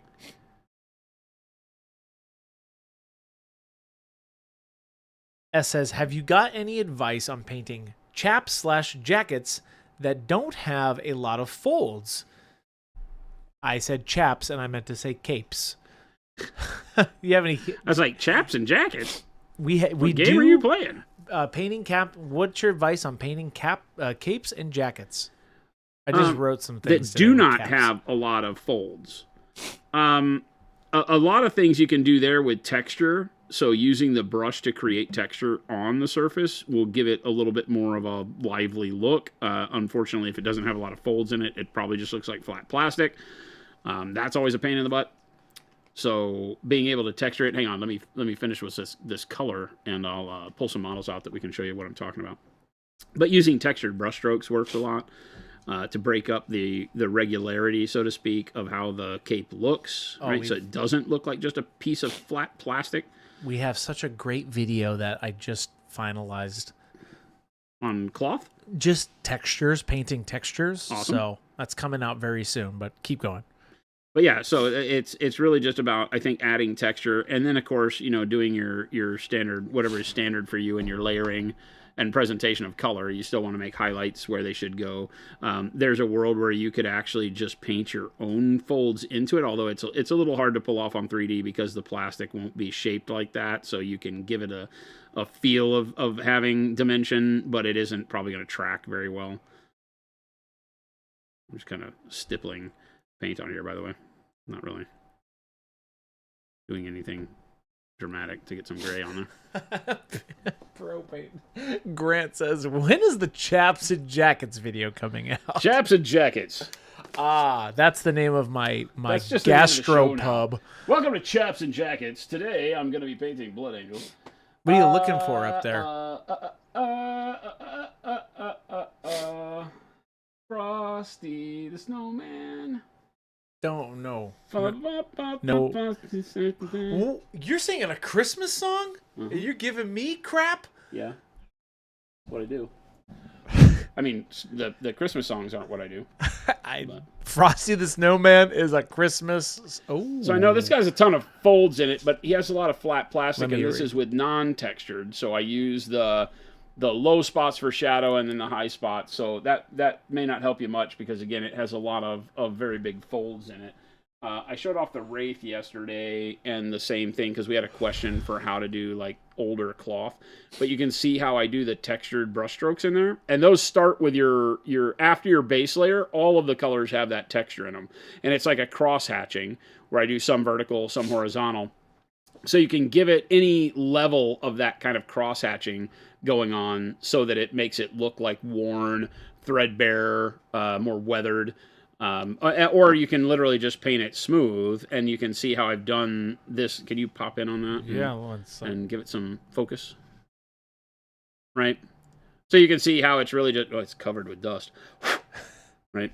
But you can see how it's really just, again, like brush strokes that, while not, they're smooth, but they also bring some texture. You can see how my highlights have a little bit of a texture. It almost looks like a red flame. Not very pronounced, but you can see how I'm letting the brush create a texture along that flat surface still, but not as pronounced as doing something like this, right? Where we have little bitty narrow brush strokes that give it more of a thread feel. Yeah. This is just something that gives it a little bit more texture when it is a flat piece. Uh-huh. Make sense? Yeah. Do you just picked up some inks? Do you ever use them? And if you do, any recommendations on how to use them? I don't, because we make our transparent paints, and our transparent paints are made to replace inks because they're actual acrylics, so they bond. They have a better binder in the resin, so they actually adhere to the model better. Inks don't adhere very well because they don't have a good acrylic resin in them. Even acrylic inks don't adhere because they're not made for models. They're made for porous surfaces like canvases and painting on things that are more like 2D art and photos. But I have used them a ton.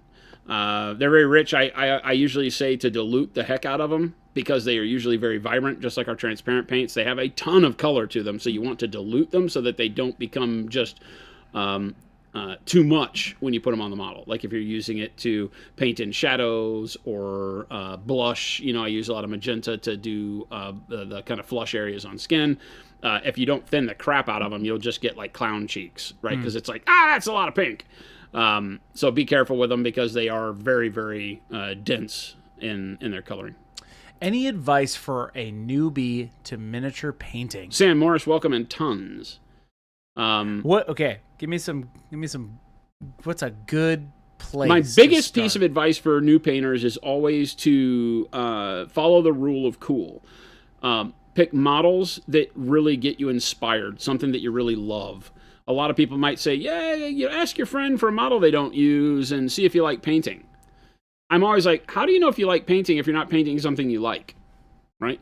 So follow the rule of cool. Find something that really inspires you. If you like monsters or space marines or knights or wizards or dragons or whatever, get a model that is representative of something you think is really cool, that excites you, because you'll always push yourself further to learn more when you're excited about the thing you're painting.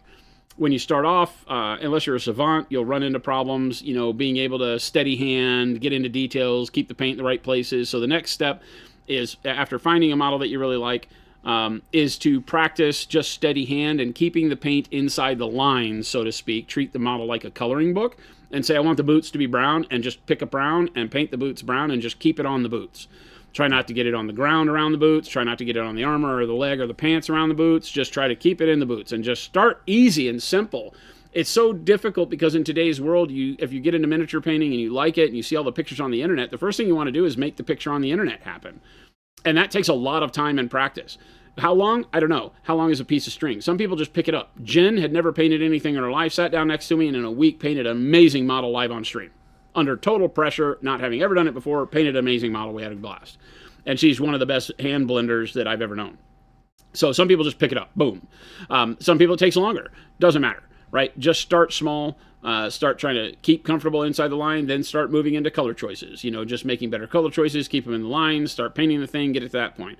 Then start talking about lighting, right? You want to start doing like shade and highlight, and that can be done with techniques like dry brushing and washes. So there's some simple techniques that can teach you a lot.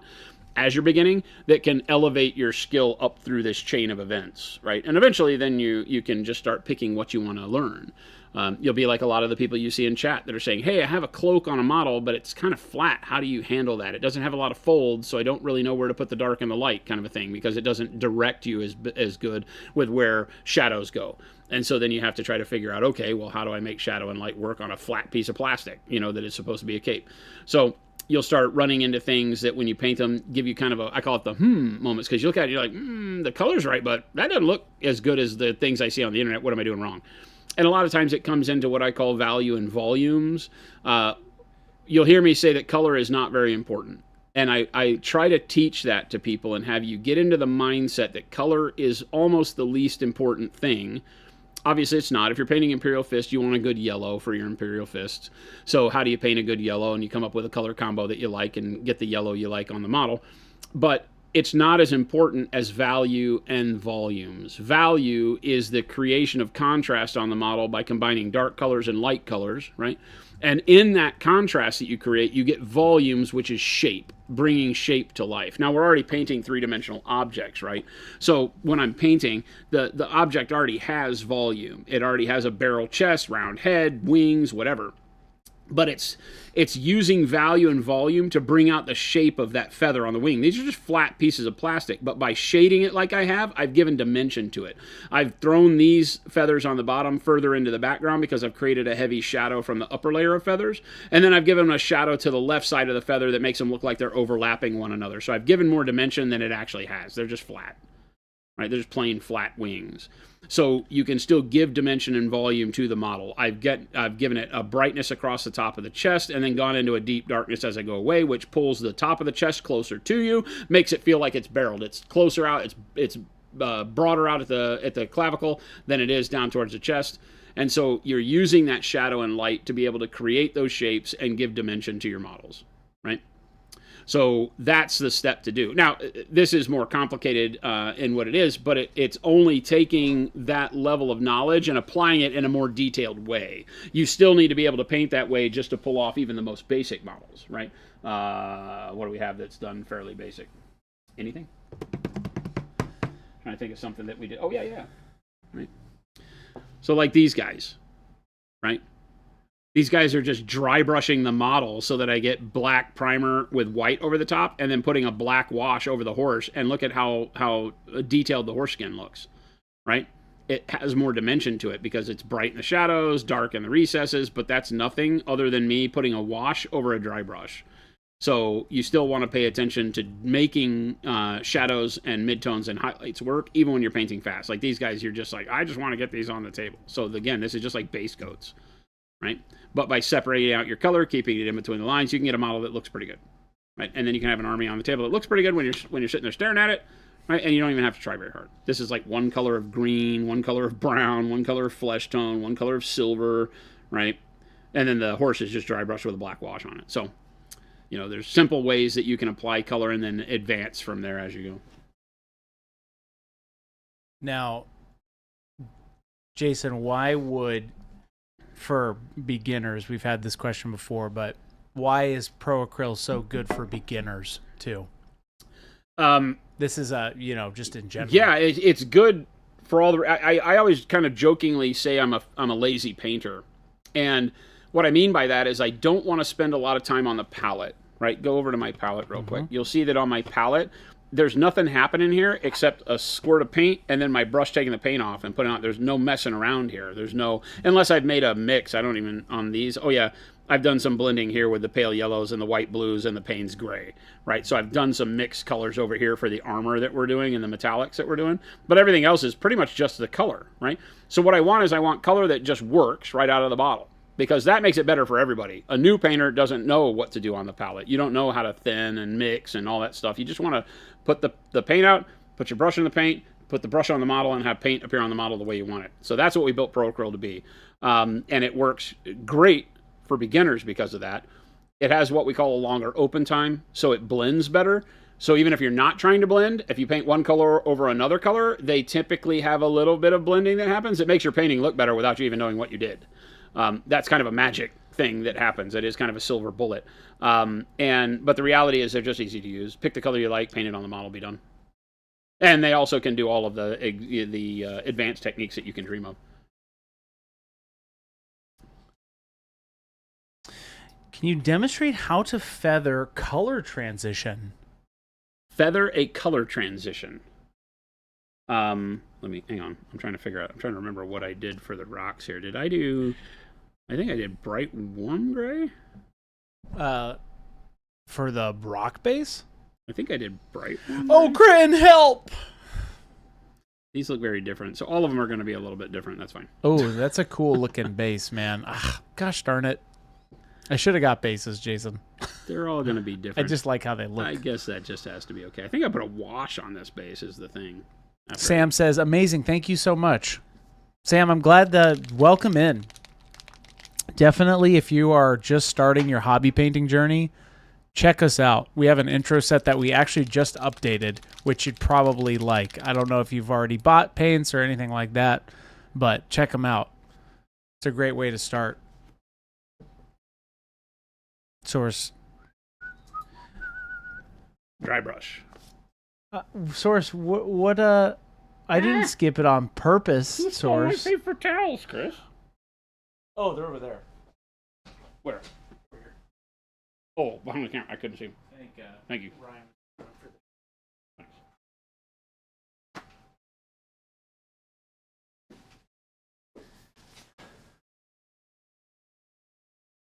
When and what stream was this painted? Are you talking about the Dreadnought, Source? Go back and check out the VODs tab. I take a picture of pretty much every one. I haven't the last couple days because I've forgotten, but you can go check out the VODs tab and see the thumbnail, and that is exactly what we painted up that stream.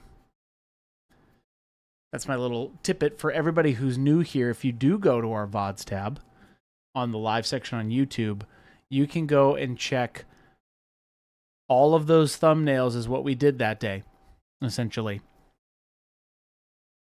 So if you go back and Source, if you look between September 3rd through September 16th, Jason painted up the Dreadnought pretty much from start to finish, actually, if you look at it.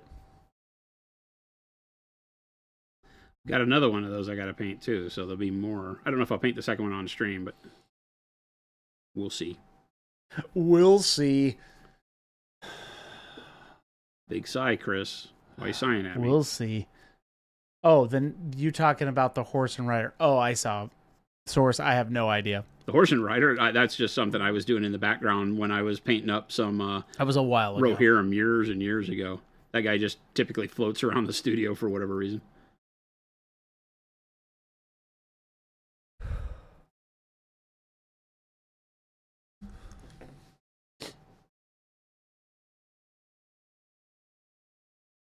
Can't get any easier than that. Can't get it's pretty Black, good. brown, dark warm brown, bright warm gray, and then we got to do the dirt parts. That's the kind of painting tips I'd love to see. Oh, you're talking about like him doing the wash over the texture of the horse? Super simple stuff, right? We don't do as much of that, but we probably should.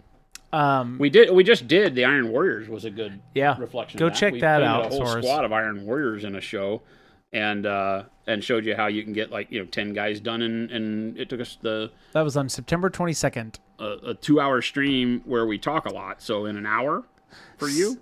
Yeah, Sam, what's the playlist I should look at called on your channel? Okay, so Sam, if you go to our YouTube channel, there's a couple.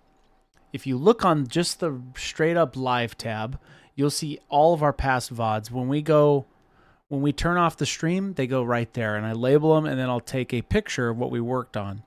Then if you go to our playlists tab, you can see I've organized a bunch of different playlists of VODs and videos that you can actually watch for certain things. Like I have a full list of VODs in there of quick workups, right? That Iron Warriors one is in there.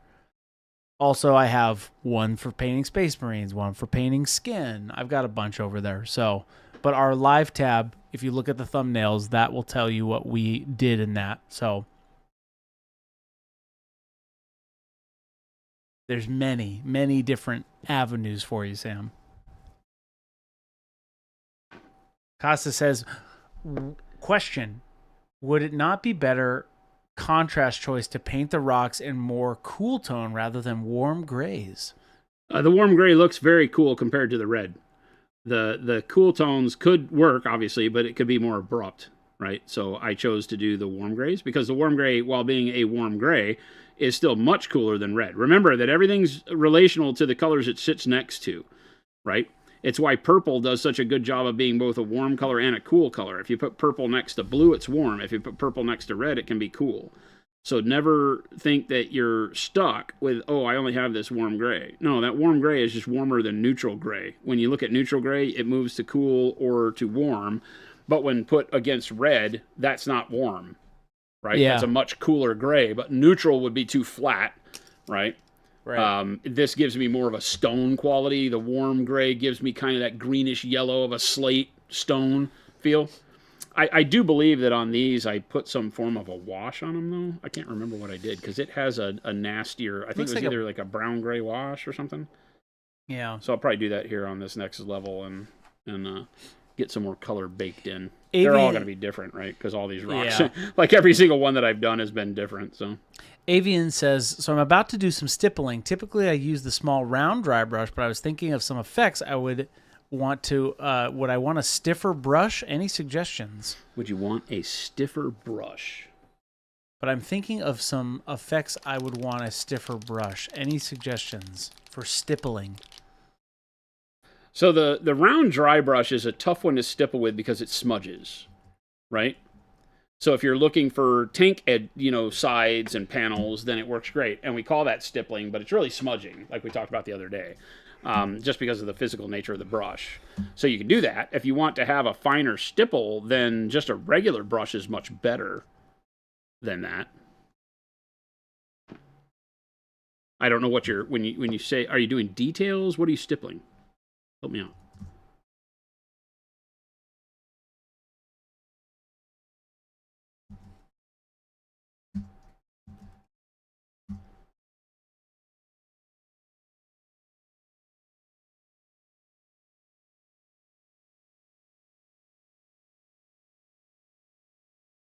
This is just light umber over dark umber.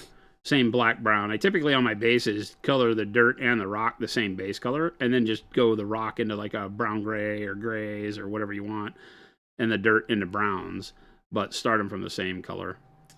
Works really well. Jason, it's about that time. What? It is. It's 3:56. I don't believe you. He's lying, Chad. He changed the clock on the computer while I wasn't looking. Believe. Why are you going to let him get away with this, Chad? Believe. You let him get away with that? All right, we'll just finish this base real quick. Quick dry brush. Quick black rim. Avian says, typically I'm stippling marine shoulder pads to get the initial oval/circular highlight. Where is my super suit? Where is my super suit? Where is my olive flesh, Christopher? Your olive flesh. It's up there.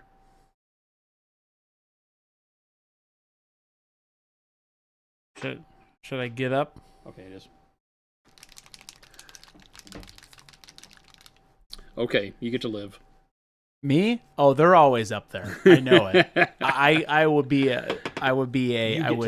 make money every time. You would make money every time. Yes, 100%. 100%. It's up there. Sam Morris says, thanks, guys. I will definitely be tuning in again. Hey, Sam, welcome. Awesome. We are so glad you tuned in today as you start your painting journey. Quick dry brush of olive flesh over the top of the browns. Not a bad choice.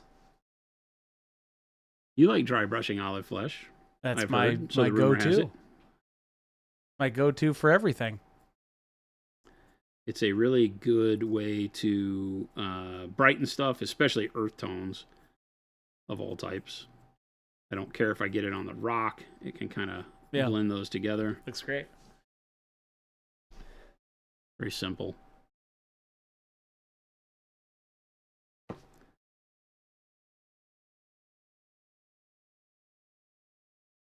Too easy. Yes, there's the YouTube.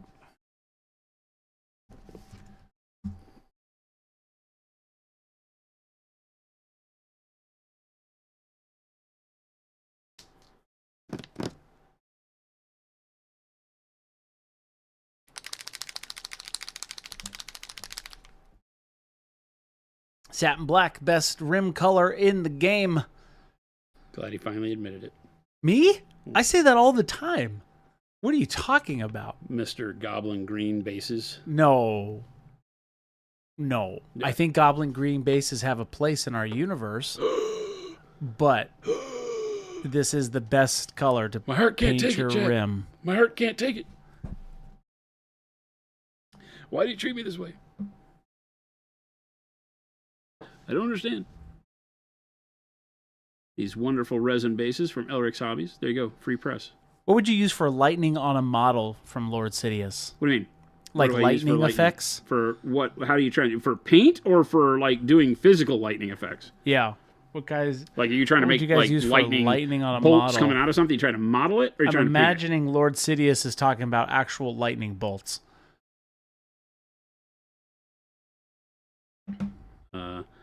If talking about lightning Night Lord bolts, type lighting. huh? Night Lord type lightning. Oh, to paint on the model. Yeah. On the armor. Yeah, just dark blue, sky blue works great. And then transparent white or white if you need to go over the top of it to get it to brighten up as you need. Very, very easy. You don't have to do anything fancy. Start with dark blue or blue, depending on if you're doing Night Lords, the blue you're painting it on is already pretty dark. So dark blue may not give you the ability to see the lightning bolts that you paint. So you might just start with blue. Do blue, then paint sky blue inside the bolt to give it that lighted effect. Then do little areas of white in the middle. And then go back over the white with sky blue if you want, or just leave the white. You can use white blue too, if you don't want to paint over it. When doing any kind of OSL effect, it's really easy to just kind of go back and forth from white and then glaze the blue over the top in that case. Just 2 quick coats around the rim. If you want to make lighting effects, then cheap house paint brushes and tear the bristles or cut the bristles off, like a 3-inch big DA 1000 or whatever Chris calls it. What'd you call it? DA 1000? DA 100? 200? 300? DA? It's this stupid thing. He doesn't even know the products he invents. Chris did this to me. and to show you, Chris doesn't even clean his own brush. So he's ruined this one. A DA 100 in real life. It's the Monument DA 100 that Chris forgot to clean, and oh my gosh! Because this was not built to be a painting brush. This was built to be a lightning effect brush. Wow! But if you cut the bristles off of this, right? They're very thin synthetics, and then you can create lightning effects with them. So you can make lightning bolts.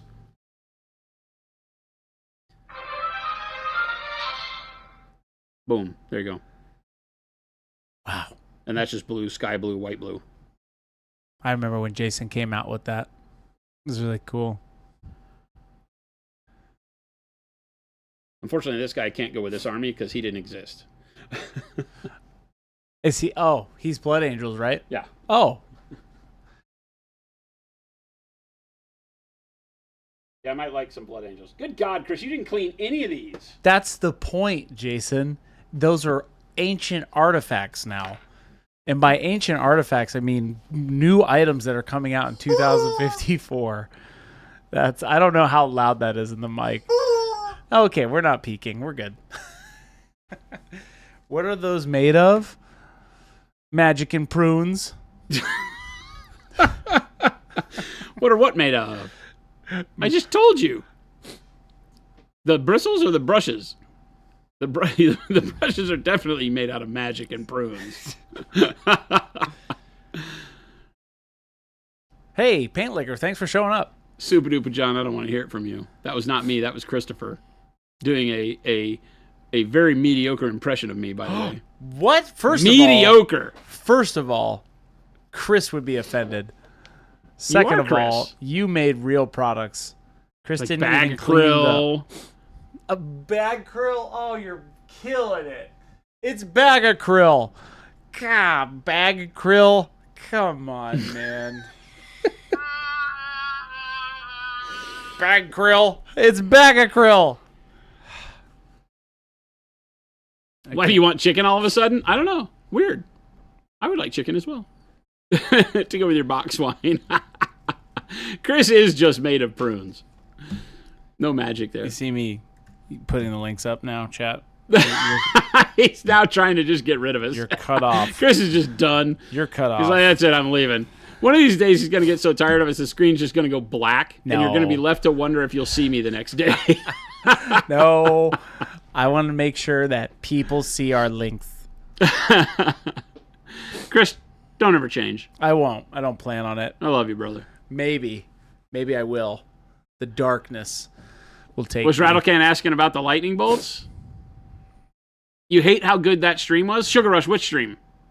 The DA100 bag of curl stream? I don't know. I wasn't here. I was gone. He was here in IRL. Don't besmirch the efficiency of boxed wine. Yeah. Oh.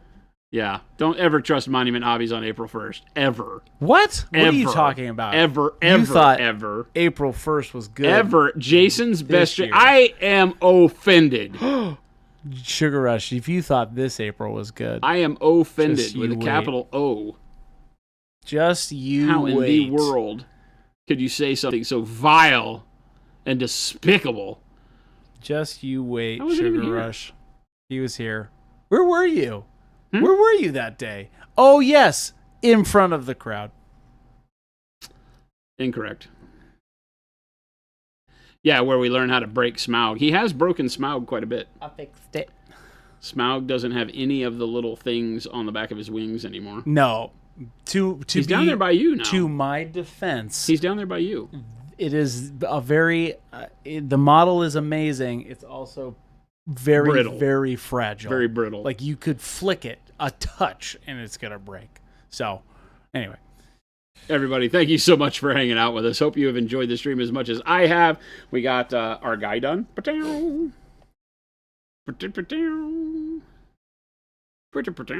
Well, not done. I still have to paint all the blood drops on all the Marines once I figure out what color they're going to be. So that I'm not ready to discuss yet. And I have some other accoutrement, like the freaking pouches and stuff. Because that's not going to just stay red unless I forget about it, and it will, and we'll joke about it for years. But, I'm liking it. Look at that. We have more done dudes. the army grows. Wow, look at that. Ta-da! It's growing. 3 out of 72. That means, is 3 go into 72? It does. It goes into 72 24 times.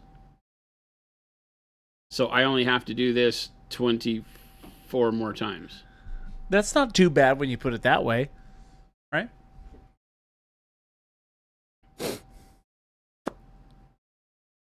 You'll get there. And by we, I mean you. 3 old dudes. I'm impressed.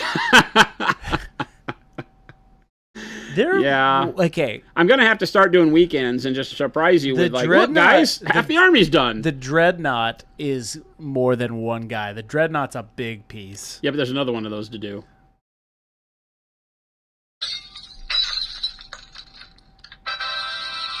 That's not a bad thing. This is a heck of a journey we're on here. This was not meant to be fast. Everybody's learning. That's a good 1,000 yards. I was looking right through the camera. 1 mini every 2 weeks, so only a few years on stream with one army. Cool. We have 52 weeks a year, so that is... 2 batches of the 24. We right? don't plan on stopping streaming. So there you go, Wired. We can take as long as we want because we're going to do this till we're done. Stan, Discord streaming it on the weekends causes me the same amount of time. That would be the kind of thing that has to happen with me here with a book playing in the background and just going to town. 8 hours of nonstop grind, which I have to do because I have to prime all these other dudes, right? I have a million other dudes on the desk in front of me. I still have to build 9 more what are these things called? Thalax? I have to build 9 more Thalax guys from Mechanicum. So, yeah. Think we'll be done with red after 2 years? Oh, I'll show you. I would be able to sit here and do all of these guys with all of the red in one sitting. Yeah. And it's the gold trim, damn it. That's what takes so long. Yeah. It's the gold trim that whose idea was it to do non-metallic gold trim on Space Marines for 72 dudes? I blame Chris. Jason. I blame Chris. It was Jason. All right, everybody. Thanks so much for hanging out with us. Remember, are we Are we losing? Are we trying to do After Dark tomorrow? I think so. Yeah, we're doing an After Dark tomorrow, I think. We're staying late and do it. I feel like that's right. Do you have anything going on? I don't think so. We promise nothing but deliver everything. There you That's go. right. So we have started doing some After Dark streams where we do go to Discord live after the show. Well, we might try to do one tomorrow. But remember, if you're new around here, please press the follow or the sub button. We stream to both Twitch and YouTube daily, Monday through Friday from 2 p.m. to 4 p.m. Monument Standard Time here in Phoenix, Arizona from Monument HQ. We'd love to see you back. So give us a follow. Sign up for the alerts. And we'll see you back. Check all the links that Chris put in chat a billion chats ago. We'd love to see you over on the Discord. Well over 6,000 amazing artists just like yourselves over on Discord. Great inspiration. Just a great place to hang out. A lot of these same questions that we answer on stream are answered over there by both community members and Monument employees. So we'd love to see you there asking and getting more inspiration and enjoying painting minis. We love seeing what you got. You can share the photos of where you're at. Ask questions if you're stuck with something. Great place. Great place to hang out and make friends. Talk nerd stuff. So we'd love to see you over there too. Make sure to stop by monumenthobbies.com. We do all this streaming for free. We pass along all of our wonderful information to you. Well, it's sub-wonderful, but it's okay. What? Our information. We pass along some okay information to you here on stream. And in return, all we ask is that you give us a look next time you need to buy some hobby products. That's right. You'll love it, man. Pro Acryl and Pro Series brushes, best. Simply the best. No ifs, ands, ors, or buts. We'd love to see you using some of our products, giving us some feedback, and working with the team. So thank you so much for the support over the years. Stick around. Chris is going to find us somebody to raid, so show some love in the chat we wind up in, and we'll catch you back here tomorrow, gang. Adios.